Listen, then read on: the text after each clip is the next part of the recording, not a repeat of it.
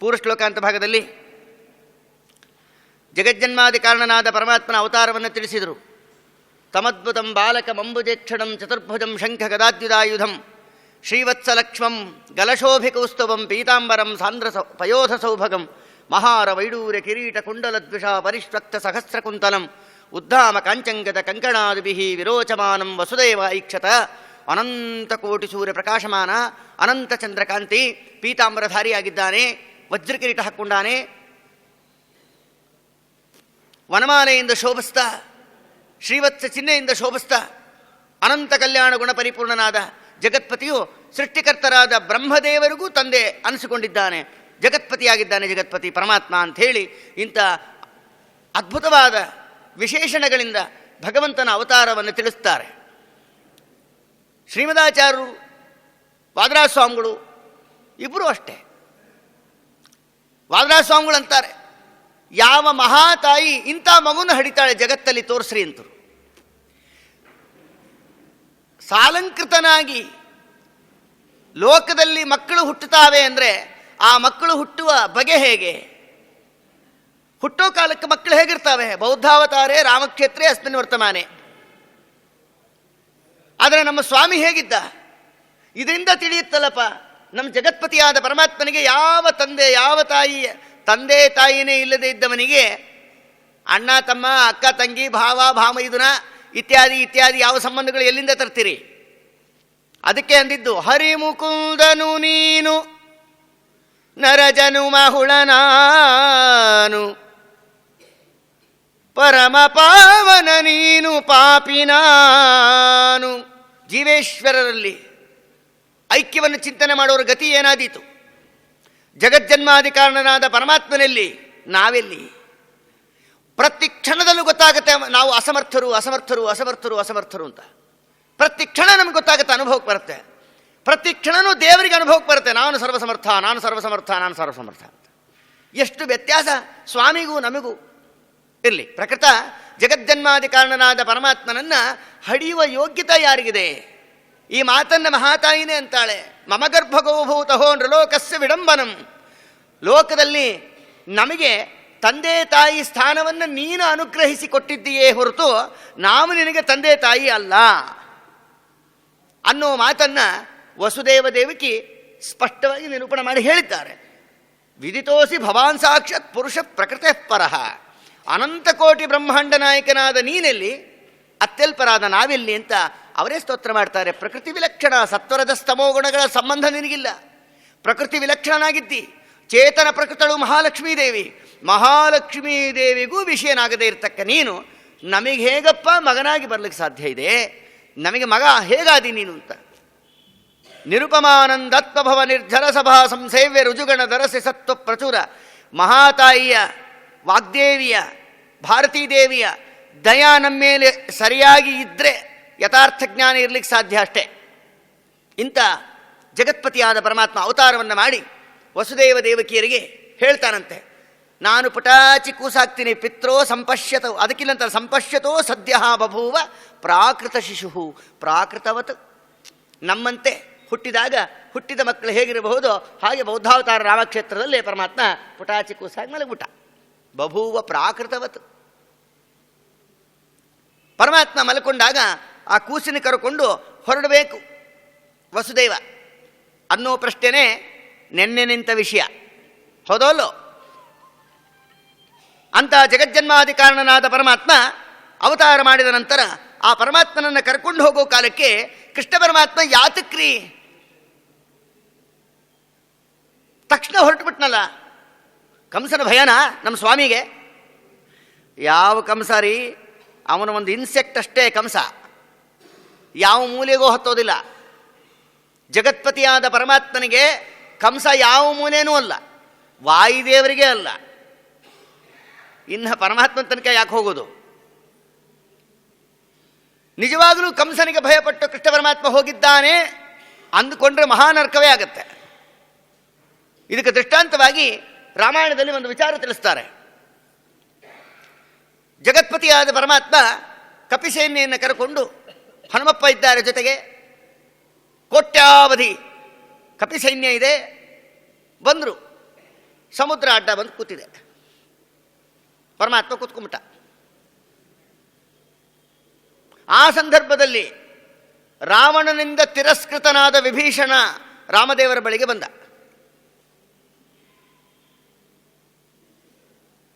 ಅವನು ಹೇಳೋ ಕಾಲಕ್ಕೆ ಗಮನಿಸಬೇಕು, ವಿಭೀಷಣ ತನ್ನ ಕರ್ತವ್ಯ ತಾನು ಮಾಡ್ದ. ಕೇಳೋದು ಬಿಡೋದು ಅವರವ್ರ ಹಣೆ ಬಾರ. ಹೇಳಬೇಕಾದ ಕರ್ತವ್ಯ ನಾವು ಹೇಳಿಬಿಡಬೇಕು. ಧರ್ಮಿಷ್ಠರ ಲಕ್ಷಣ ಇದು. ವಿಭೀಷಣ ಹೇಳ್ದ, ವಿರಂಚಿ ಶರ್ವಪೂರ್ವಕ ಕಿಮು ತ್ವಂ ಅಲ್ಪಸಾರಕ ಅಂದ್ರು ಹನುಮಪ್ಪ. ಬ್ರಹ್ಮಾದಿ ಸಕಲ ದೇವತೆಗಳು ಅವರ ಪರಿಪೂರ್ಣವಾದ ಸಾಮರ್ಥ್ಯವನ್ನು ಹಾಕಿ ನಿಂತರೂ ಕೂಡ ರಾಮದೇವರ ಎದುರಿಗೆ ನಿಲ್ಲಕ್ಕೆ ಸಾಧ್ಯ ಇಲ್ಲ. ನೀನು ಯಾವ ಮೂಲೆಗೋ ಅತ್ಯಲ್ಪ, ಬೇಡ, ರಾಮದೇವರನ್ನ ಎದುರು ಹಾಕ್ಕೋಬೇಡ ಅಂತ ಹನುಮಪ್ಪ ಹಿಂದೆ ಹೇಳಿದ್ದು. ಸ್ವಲ್ಪ ವಿಸ್ತರಿಸಿ ಹೇಳಿದ್ರು ವಿಭೀಷಣ. ಅಣ್ಣ, ಕೇಡ್ಗಾಲ ಬಂದಿದೆ ಲಂಕಾಪಟ್ಟಣಕ್ಕೆ, ಬೇಡ, ಅತಿ ಬಲಿಷ್ಠರನ್ನು ಎದುರು ಹಾಕ್ಕೊಳ್ಳೋದು ಅಪಾಯಕಾರಿ. ಒಂದೇ ದೃಷ್ಟಾಂತ, ಒಂದು ಗುದ್ದನ್ನು ಗುದ್ದೆ ನಿನಗೆ ಎಚ್ಚರ ತಪ್ಪಿ ಬಿಡಿಸಿದವನು ವಾಲಿ, ಆ ವಾಲಿಯನ್ನು ಕೊಂದವನು ರಾಮಚಂದ್ರ. ಎಚ್ಚರಿಕೆ ಇರಲಿ, ಸರ್ವಾತ್ಮನ ಬೇಡ. ವಾಲಿಯನ್ನ ಇಬ್ಬರು ಹೊಡೆದಿದ್ರು ಲೋಕದಲ್ಲಿ, ಕಾರ್ತಿವೀರಾರ್ಜುನ ಮತ್ತು ವಾಲಿ. ವಾಲಿಯನ್ನ ರಾಮದೇವರು ಕೊಂದರು, ಕಾರ್ತಿವೀರಾರ್ಜುನ ಪರಶುರಾಮ ದೇವರು ಕೊಂದರು. ಆದರೆ ರಾವಣನಿಗೆ ಎಚ್ಚರ ತಪ್ಪಿ ರಕ್ತಕಾರಿ ಅಪ್ಪಳಿಸ ನೆಲದ ಮೇಲೆ ಬಿದ್ದ ಹನುಮಪ್ಪ ಕೊಟ್ಟ ಏಟಿಗೆ. ಆ ಹನುಮಪ್ಪ ಹೊಡೆದ ಹೇಟಿಗೆ ಏನಾಯ್ತು ಅವನ ಪರಿಸ್ಥಿತಿ ಅಂದರೆ, ಎಚ್ಚರ ತಪ್ಪಿದ್ದ, 10 ಮುಖದಿಂದ ರಕ್ತವ ಕಾರಿ ಎಚ್ಚರ ತಪ್ಪಿದ್ದ. ಸ್ವಲ್ಪ ಹೊತ್ತು ಎಚ್ಚರ ಆಯಿತು, ಕೆಲವು ಸೆಕೆಂಡ್ಸ್ಗೆ. ಎತ್ತು ನೋಡ್ತಾನೆ, ಅಮ್ಮೋ ಅಂದವನು. ಹನುಮಂತ ದೇವರನ್ನ ನೋಡಿ ಏನಂದ ಗೊತ್ತಾ? ತ್ವಯಾ ಸಮೋ ನಾಸ್ತಿ ಪುಮಾನ್ ಹಿ ಕಶ್ಚಿತ್. ಜಗತ್ತಿನಲ್ಲಿ ಕಾರ್ತಿವೀರಾರ್ಜುನ, ವಾಲಿ ಇವರುಗಳಿಂದ ಏಟು ತಿಂದಿದ್ದೀನಿ, ಆದರೆ ಏನೋ ಸ್ವಲ್ಪ ಅಯೋಡೆಕ್ಸ್ ಸ್ಪ್ರೇ ಮಾಡ್ಕೊಂಬಿಟ್ರೆ ರಿಲೀಫ್ ಆಗೋಗ್ಬಿಡೋದು. ಅಪ್ಪೋ, ನಿನ್ನೇನು ಏಟು ಸ್ವಾಮಿ, ಅದೆಂಥ ಏಟು ಹೊಡೆದಿಯೋ, ನಿನ್ನ ಹೋಲಿಕೆ ಕೊಳ್ಳಿಕ್ಕಲ್ಲ, ನಿನಗೆ ಸಮನಾದ ಗಂಡಸು ಜಗತ್ತಿನಲ್ಲಿಲ್ಲ ಅಂತ ರಾವಣ. ಇಲ್ಲಿ ಗಮನಿಸ್ಬೇಕು ನಾವು. ಹನುಮಪ್ಪನಿಗೆ ರಾವಣ ಕೊಟ್ಟಿದ್ದು ಏನಂದ ಗೊತ್ತಾ? ತ್ವಯಾ ಸಮೋ ನಾಸ್ತಿ ಪುಮಾನ್, ನಿನಗೆ ಸಮನಾದ ಗಂಡಿಸು ಜಗತ್ತಿನಲ್ಲಿ ಇಲ್ಲ ಅನ್ನೋದು ನಿಶ್ಚಯ ಅಂದ. ಆವಾಗ ಹನುಮಪ್ಪ ಕೊಟ್ಟ ಉತ್ತರ ಏನು ಗೊತ್ತಾ? ಅತ್ಯಲ್ಪಮೇತ ಯದುಪಾತ್ಯ ಜೀವಿತ. ಹನುಮಪ್ಪ ಏನು ಹೇಳಿದ್ರು ಗೊತ್ತಾ? ಇವತ್ತಿನವರೆಗೂ ನನ್ನ ಕೈಯಲ್ಲಿ ಏಟು ತಿಂದೋರು ಬದುಕಿಲ್ಲ, ಬದುಕೋದೂ ಇಲ್ಲ. ನಾನು ಹೊಡೆದ ಮೇಲೂ ನೀ ಬದುಕಿದ್ದೀಯಾ ಅಂದರೆ ಇದು ಏಟಲ್ಲ, ಶ್ಯಾಂಪಲ್ ಅಂದರು ಹನುಮಪ್ಪ. ಅಮ್ಮೋ, ಶ್ಯಾಂಪಲ್ಲೇ ಮಹಾಸಮಾರಾಧನೆ ಆಗೋದಾದರೆ ಇನ್ನು ನಿಜವಾದ ಏಟು, ವಾಯುದೇವರು ನಿಜವಾದ ಏಟು ಹೊಡೆಯೋ ಪ್ರಸಂಗ ಬರೋದೇ ಇಲ್ರಿ. ಯಾಕೆ? ಅವರ ಅತ್ಯಲ್ಪ ಏಟೇ ಬೇಕಾದಷ್ಟು ಜನ ಸಾಯ್ತಾರೆ. ಅವರು ಪರಿಪೂರ್ಣ ಬಲ ಹಾಕಬೇಕಾದ ಅವಶ್ಯಕತೆನೇ ಇಲ್ಲ. ಬ್ರಹ್ಮಾಂಡ ಕಟಾಹವನ್ನೇ ಒತ್ತಿ ಹಿಡಿದಿರುವ ಹನುಮಪ್ಪನಿಗೆ ಈ ಯಕ್ಕಶ್ಚಿತ ರಾವಣ ಒಂದು ಇನ್ಸೆಕ್ಟ್. ಇನ್ನು ರಾಮದೇವರಿಗೆ ಅದಕ್ಕಿಲ್ಲಿ ಹೇಳಕ್ಕೆ ಹೊರಟಿದ್ದು. ಆ ಸಂದರ್ಭದಲ್ಲಿ ವಿಭೀಷಣ ಬಂದಿದ್ದಾನೆ ರಾವಣನಿಂದ ತಿರಸ್ಕೃತನಾಗಿ. ಪ್ರತಿಯೊಬ್ಬರು ನೀಲ, ಮೈಂದ, ವಿವಿಧ, ಸುಗ್ರೀವ, ಜಾಂಬವಂತ, ಅಂಗದ, ಪ್ರತಿಯೊಬ್ಬರು ಅಂದರು ರಾಮಚಂದ್ರ ಶತ್ರು ಪಕ್ಷದವನು, ಯುದ್ಧ ತೀರ್ಮಾನವಾಗಿದೆ, ಯುದ್ಧ ಮಾಡಬೇಕು ಅಂತ ಬಂದೀವಿ. ಈ ಸಂದರ್ಭದಲ್ಲೇ ಆ ಕಡೆಯಿಂದ ವಿಭೀಷಣ ಬರ್ತಾ ಇದ್ದಾನೆ ನಮ್ಮ ಪಾರ್ಟಿ ಸೇರ್ಲಿಕ್ಕೆ. ಇದು ಯಾಕೋ ರಾಜಕೀಯ ಕುತಂತ್ರ ಅನ್ನಿಸ್ತಾ ಇದೆ. ಜೊತೆಗೆ ನಮಗೆ ಪ್ರಧಾನ ಶತ್ರುವಿನ ತಮ್ಮ ಅವನು, ಯಾವುದಕ್ಕೂ ಅಪಾಯ, ಇವನು ಸಾವಾಸ ಬೇಡ ಸ್ವಾಮಿ, ಇವನ್ನ ಸೇರಿಸಬೇಡ ಅಂತ ಎಲ್ಲರೂ ಹೇಳಿದ್ರು. ಹನುಮಪ್ಪ ನೀನೇನಂತಿ ಅಂದ್ರು. ಸ್ವಾಮಿ, ನಾನು ಅನ್ನೋದೇನು ಗೊತ್ತಾ? ನೀನೇನು ಅನ್ನಿಸ್ತೀಯೋ ಅದನ್ನು ನಾನು ಅಂತೀನಿ ಅಂದ್ರು ಅವರು. ಪರಮಾತ್ಮನಿಗೆ ಹನುಮಪ್ಪ ರೆಕಮೆಂಡ್ ಮಾಡ್ತಾರೆ, ಇವನು ಭಾಗವತೋತ್ತಮ, ಇವನನ್ನು ಸ್ವೀಕಾರ ಮಾಡುವಂತ. ಅವನ್ನ ಸ್ವೀಕಾರ ಮಾಡಿ ರಾಮಚಂದ್ರ ದೇವರು ಅಲ್ಲೊಂದು ಕಲ್ಲು ಬಂಡೆ ಮೇಲೆ ಕೂಡಿಸ್ಬಿಟ್ಟು ಹಾಕಿಬಿಟ್ರು. ಏನಂತ? ಅಸ್ಮಿನ್ ರಾಷ್ಟ್ರೇ ಸಗಮಾವೇಶ್ಯಾಮಿತೋ ದೇವಿ ಪ್ರದಪಶ್ಯಾಮ್ಯಾಪಹ. ಇಂದಿನಿಂದ ನೀನು ಲಂಕಾಪಟ್ಟಣಕ್ಕೆ ರಾಜ ಅಂದ್ಬಿಟ್ರು. ಅಮ್ಮೋ, ಇನ್ನು ಎಷ್ಟು ಕೆಲಸ ಅವೆ? ಆಗಲೇ ರಾಜ ಅಂತ ಘೋಷಣೆ ಮಾಡಿಬಿಟ್ರು ರಾಮದೇವರು. ಅದಕ್ಕೆ ವರ್ತಮಾನ ಸಾಮೀಪ್ಯೆ ವರ್ತಮಾನ ನಿರ್ದೇಶ ಅಂತ ಶಾಸ್ತ್ರದಲ್ಲಿ. ಯಾವುದು ಆಗೇ ಆಗುತ್ತೋ ಅದು ಆಯಿತು ಅಂತ ವ್ಯವಹಾರ ಮಾಡ್ತೀವಿ. ಖಂಡಿತ ಆಗತ್ತೆ ಅನ್ನೋದಕ್ಕೆ ಆಯಿತು ಅಂತ ಲೋಕದಲ್ಲಿ ವ್ಯವಹಾರ ಕಂಡಿದೆ. ರಾಮದೇವರು ನಿಯಮೇನ ರಾವಣನ ಕೊಲ್ಲೋದು ಗ್ಯಾರಂಟಿ. ಮುಂದಿನ ರಾಜ ವಿಭೀಷಣ, ಅದಕ್ಕೆ ಅಡ್ವಾನ್ಸ್ ಆಗಿ ಮಾಡಿದವರಿನ ಇದು ಸರ್ವನಿಯಾಮಕತ್ವ ಗೊತ್ತಾಗತ್ತಿಲ್ಲಿ. ಆವಾಗ ರಾಮದೇವರು ಹೇಳ್ತಾರೆ, ನೋಡಪ್ಪ, ಒಬ್ಬ ವಿಭೀಷಣ ಅಲ್ಲೋ, ರಾವಣ ಅಲ್ಲ, ವಿಭೀಷಣ ಅಲ್ಲ, ವಾಲಿ ಅಲ್ಲ, ಸುಗ್ರೀವ ಅಲ್ಲ, ಬ್ರಹ್ಮಾದಿ ಸಕಲ ದೇವತೆಗಳು ಕೂಡ ಹಿಡ್ಕೊಂಡು, ಎಲ್ಲ ಸಕಲ ದೈತ್ಯರು ಹಿಡ್ಕೊಂಡು, ಎಲ್ಲರೂ ಅವರವರಿಗೆ ವಿಹಿತವಾದ ಆಯುಧಗಳಿಂದ ಏಕಕಾಲಕ್ಕೆ ಅವರ ಪರಿಪೂರ್ಣವಾದ ಬಲವನ್ನು ಹಾಕಿ ನನ್ನ ಮೇಲೆ ಬಿದ್ದರೂ ಕೂಡ ನನ್ನ ಕಿರುಬೆರಳಿನ ಉಗುರು ಅಲ್ಲಾಡ್ಸೋಕ್ಕಾಗಲ್ಲ ಯಾರ ಕೈಯಲ್ಲಿ. ನನ್ನ ಸಾಮರ್ಥ್ಯ ಅಷ್ಟು. ಇನ್ನು ವಿಭೀಷಣ ಬಂದು ಏನು ಕುತಂತ್ರ ಮಾಡಿ ನನಗೇನು ಕೇಡು ಮಾಡ್ಲಿಕ್ಕೆ ಸಾಧ್ಯ ಇದೆ? ಈ ಮಾತಂತಾರೆ ರಾಮದೇವರು. ಅಂಥ ರಾಮದೇವರೇ ಈ ನಮ್ಮ ಕೃಷ್ಣಪ್ಪ ಪರಮಾತ್ಮ. ಕಂಸನಿಗೆ ಭಯಪಟ್ಟು ಹೊಟ್ಟೋದ ಅಂತೀರಾ? ಒಂದು ಇನ್ಸೆಕ್ಟ್ ಅಷ್ಟೇ ಕಂಸ ಕೃಷ್ಣ ಪರಮಾತ್ಮನಿಗೆ. ಮತ್ತು ಹೋಗಿದ್ದಾದ್ರೂ ಯಾಕೆ? ಕಂಸನಿಗೆ ಭಯಪಟ್ಟು ಹೋದ ಅನ್ಬೇಡ್ರಿ, ಯಾಕೆ ಹೋದ ಅಂತ ಕೇಳ್ರಿ ಅಷ್ಟೇ. ಇದನ್ನಂತಾರೆ ವಾದರಾಜ ಸ್ವಾಮಿಗಳು. ಕೃಷ್ಣ ಹೋಗಿದ್ದು ಕಂಸನಿಗೆ ಭಯಪಟ್ಟು ಅನ್ಬೇಡ್ರಿ, ಯಾಕೆ ಹೋದ ಕಾರಣ ಕೊಡ್ತೀವಿ ಅಂತಂತಾರೆ. ಚಮತ್ಕಾರ ಗಮನಿಸಬೇಕು. ಕೃಷ್ಣ ಪರಮಾತ್ಮ ಮಾಯಾವಿ ಪರಮಾನಂದಂ ತ್ಯಕ್ತಾ ವೈಕುಂಠಮುತ್ತಮಂ ಸ್ವಾಮಿ ಪುಷ್ಕರಣಿ ತೀರೇ ರಮಯಾ ಸಹ ಮೋದತೆ. ನಿತ್ಯಾವಿಯೋಗಿಗಳು, ನಿಯತ ಪತಿಪತ್ನಿಯರು, ಲಕ್ಷ್ಮೀನಾರಾಯಣರು ನಿತ್ಯಾವಿಯೋಗಿಗಳಾಗಿದ್ದಾರೆ. ಪರಮಾತ್ಮ ಲಕ್ಷ್ಮೀದೇವಿ ಯಾವ ಕ್ಷಣದಲ್ಲೂ ಬೇರೆ ಆಗೋದೇ ಇಲ್ಲ. ಬೇರೆ ಆದ್ರೂ ಅಂತ ಸಂದೇಹ ಪಟ್ಟವರಿಗೆ ನರಕ ಆಗಿದೆ. ಅವರಿಬ್ಬರು ಬೇರೆ ಆಗೋದೇ ಇಲ್ಲ. ಲಕ್ಷ್ಮೀನಾರಾಯಣರು ಬೇರೆ ಆಗದೇ ಇರುವಂಥ ಲಕ್ಷ್ಮೀನಾರಾಯಣರಿಗೆ ಅನ್ಯಥಾ ಭಾವ ಅನುಸಂಧಾನ ಮಾಡಬಾರ್ದು, ಕಲ್ಪನಾ ಮಾಡಬಾರ್ದು. ಇಲ್ಲಿ ಚಮತ್ಕಾರ ತಿಳಿಸ್ತಾರೆ. ನಿತ್ಯಾವಿಯೋಗಿಗಳು ಪರಮಾತ್ಮ ಲಕ್ಷ್ಮೀದೇವಿ ಅಂತ ತೋರಿಸ್ಲಿಕ್ಕೆ ಅಲ್ಲಿ ಒಂದು ವಿಚಾರ ಹೇಳ್ತಾರೆ ವಾದರಾಜ ಸ್ವಾಮಿಗಳು. ಏನು ಗೊತ್ತಾ? ಕೃಷ್ಣ ಪರಮಾತ್ಮ ಕಂಸನಿಗೆ ಭಯಪಟ್ಟು ಹೋಗಿದ್ದಲ್ಲ. ಯಾಕೆ ಹೋದ ಅಂದರೆ, ಅಲ್ಲಿ ಯಶೋದಮ್ಮನ ಪಕ್ಕದಲ್ಲಿ ಯಾರು ಮಲಗಿರೋದು? ದುರ್ಗಾದೇವಿ ಅಂದರೆ ಪರಮಾತ್ಮನ ಹೆಂಡತಿ. ಅವನಿಗೆ ಹೆಂಡತಿನ ಕಂಡ್ರೆ ಬಲು ಪ್ರೀತಿ. ನಮಗೆ ಹೇಗೆ ಭಯನೋ ಅವನಿಗೆ ಹಂಗೆ ಅಷ್ಟು ಪ್ರೀತಿ. ಜಗತ್ಪತಿಯಾದ ಪರಮಾತ್ಮ ಹೆಂಡತಿನ ಒಂದು ಕ್ಷಣ ಬಿಟ್ಟಿರ್ಲಾರ. ಅದಕ್ಕೆ ಹೆಂಡತಿನ ನೋಡಬೇಕು ಅನಿಸ್ಬಿಡ್ತಂತೆ ಕೃಷ್ಣಂಗೆ. ಅದಕ್ಕೆ ಅವಸರ ಮಾಡಿಕೊಂಡು ಹೆಚ್ಚೊತ್ತಿಲ್ಲಿರೋದು ಬೇಡ, ಬೇಗ ಹೋಗಿ ಹೆಂಡತಿನ ನೋಡಬೇಕು ಅನ್ನಿಸ್ತು. ಅದಕ್ಕೆ ಅವಸರ ಮಾಡಿಕೊಂಡು ಕೃಷ್ಣ ಪರಮಾತ್ಮ ಅಲ್ಲಿ ಹೆಂಡತಿನ ನೋಡಬೇಕು ಅಂತ ಅಲ್ಲಿಗೆ ಹೋದ, ನಂದಗೋಪನ ಮನೆಗೆ. ಹೆಂಡತಿಗೋಸ್ಕರ ಹೋದ್ನಾ? ಓಕೆ, ಸರಿ. ಹೆಂಡತಿಗೋಸ್ಕರ ಅವನು ಹೋಗಿದ್ದಾನೆ ಅನ್ನೋದಾದ್ರೆ, ಇನ್ನು ಹೆಂಡತಿ ಅಲ್ಲೇ ಇರದೆ ಇಲ್ಲಿಗೆ ಯಾಕೆ ವಾಪಸ್ ಬಂದ್ಲು? ಹೆಂಡತಿ ಅಲ್ಲೇ ಇರಬೇಕಾಗಿತ್ತಲ್ಲ ಅಂತಂದ್ರೆ ರಾಜರಂತಾರೆ, ದುರ್ಗಾದೇವಿಗೆ ನಾಚಿಕೆ ಆಗ್ಬಿಡ್ತಂತೆ, ಅದಕ್ಕೆ ವಾಪಸ್ ಬಂದ್ಬಿಟ್ಲು ಅಂತಾರೆ. ಯಾಕೆ? ಈಗ ಜಗತ್ಪತಿಯಾದ ಪರಮಾತ್ಮ ಸರ್ವಾಲಂಕಾರ ಭೂಷಿತನಾಗಿ ಅವನನ್ನು ನೋಡಿ ಆನಂದಿಸುವಂಥ ಮಹಾತಾಯಿ ದುರ್ಗಾದೇವಿ. ಸರ್ವಾಲಂಕಾರ ಭೂಷಿತನಾದ ಭಗವಂತನನ್ನು ನೋಡಿ ಆನಂದಿಸುವ ನಮ್ಮಮ್ಮ. ಆವಾಗ ಬಂದಿರೋ ಕೃಷ್ಣ ಯಾವ ರೂಪದಲ್ಲಿ ಬಂದಿದ್ದಾನೆ? ಹುಟ್ಟಿದ ಕೂಸು ಹೇಗಿರಬೇಕು? ಮಡಿಮಡಿಲೆ ಬೌದ್ಧಾವತಾರಿ ರಾಮಕ್ಷೇತ್ರೆ ಅಂದರೆ ಹುಟ್ಟಿದ ಕೂಸು ಹೇಗಿರಬೇಕು ಹಾಗೆ ದೇವರು ಬಂದಾನೆ. ಅದಕ್ಕೆ ಆ ರೂಪದಲ್ಲಿ ಇರುವ ಗಂಡನನ್ನು ನೋಡಲಿಕ್ಕೆ ಸಂಕೋಚ ಆಗಿಬಿಡ್ತತೆ. ಅಯ್ಯೋ ಶೇಮ್ ಅಂದ್ಬಿಡ್ತಾರಪ್ಪ. ಯಾಕೆ? ತಾನು ಅದೇ ರೂಪದಲ್ಲೇ ಇದ್ದಾಳಲ್ಲ. ಹುಟ್ಟಿದ ಕೂಸು ಹೇಗಿರಬಹುದು, ತಾನು ಹಾಗೆ ಇದ್ದಾಳೆ, ಗಂಡನೂ ಹಾಗೆ ಇದ್ದಾನೆ. ಗಂಡನ್ನ ಆ ರೀತಿ ನೋಡೋದು ಹೇಗೆ? ಅಯ್ಯೋ ಅಂತ ಹೇಳಿ ತನಗೂ ನಾಚಿಕೆ ಆಗ್ಬಿಡ್ತಂತೆ. ತನ್ನದು ಶಿಶುರೂಪವನ್ನು ತೋರಿಸ್ಲಿಕ್ಕೂ ನಾಚಿಕೆ, ಆ ಶಿಶುರೂಪದ ಗಂಡನ್ನು ನೋಡ್ಲಿಕ್ಕೂ ನಾಚಿಕೆ. ಅದಕ್ಕೆ ಇಲ್ಲಿ ಇರೋದು ಬೇಡ ಅಂತ ರೂಟ್ ಚೇಂಜ್ ಮಾಡ್ಕೊಂಡು ವಾಪಸ್ ಬಂದ್ಬಿಟ್ಲು. ಚಮತ್ಕಾರ ಕೊಡ್ತಾರೆ. ಅಷ್ಟೇ ವಿನೋದದಿಂದ ಪರಿವಸಾನ ಮಾಡ್ತಾರೆ ವಾದರಾಜ ಸ್ವಾಮಿಗಳೇ ಹೊರತು ಸರ್ವಾತ್ಮನ ಯಕ್ಕಶ್ಚಿತ್ತನಾದ ಒಬ್ಬ ಕಂಸನಿಗೆ ಭಯಪಟ್ಟು ಜಗತ್ಪತಿಯಾದ ಸರ್ವಸಮರ್ಥೋ ಹಿ ಭಗವಾನ್ ಕಥಂ ತಾಮೀಹತೆ ಹರಿಹಿ ಅಂತಾರೆ ಭಾಗವತಾತ್ಮದ ಆಚಾರ್ಯರು. ಶ್ರೀಮದಾಚಾರ್ಯ ಅಂತಾರೆ, ಸರ್ವಸಮರ್ಥನಾದ ಭಗವಂತನಿಗೆ ಯಾವ ಕಂಸ ಯಾವ ಮೂಲೆಗೂ ಹತ್ತಲ್ಲ ಹೋಗಂದ್ಬಿಟ್ರು. ಈ ರೀತಿಯಾಗಿ ಅಂತೂ ಜಗತ್ಪತಿಯಾದ ಹೊರಡೋ ಕಾಲಕ್ಕೆ ಕೃಷ್ಣ ಪರಮಾತ್ಮ ಬಾಗಿಲು ಯಾರು ತೆಗೆದ್ರು? ಕರಸ್ತದೇವಸ್ಯ ಕುತಂತರಾಯ. ಯಾವ ವಸುದೇವ ಕೃಷ್ಣ ಪರಮಾತ್ಮನನ್ನ ಕೈಯಲ್ಲಿ ಹಿಡಿದಿದ್ದಾನೆ. ಹೊರಗಡೆ ಕೂತಿರೋ ಎಲ್ಲ ರಾಕ್ಷಸರಿದ್ರಲ್ಲ,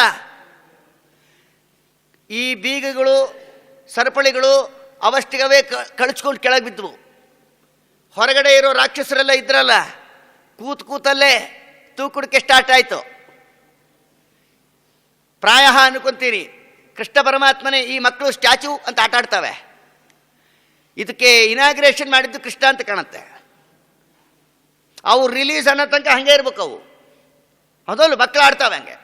ಅಲ್ಲಿಂದ ಪರಮಾತ್ಮ ಅಂದ ಅಲ್ಲಿ ಕೂತಿರೋರಿಗೆಲ್ಲ ಸ್ಟ್ಯಾಚ್ಯೂ ಅಂದ್ಬಿಟ್ಟ. ಅವ ಹಂಗೆ ಕೂತ್ಕೊಂಡ್ಬಿಟ್ಟು ಅಷ್ಟೇ. ಪ್ರೇರಕೋ ಶೇಷ ಬುದ್ಧೀನಾಂ ಸಹಗಾಗಿತ್ರರ್ಥ ಈರಿತಃ.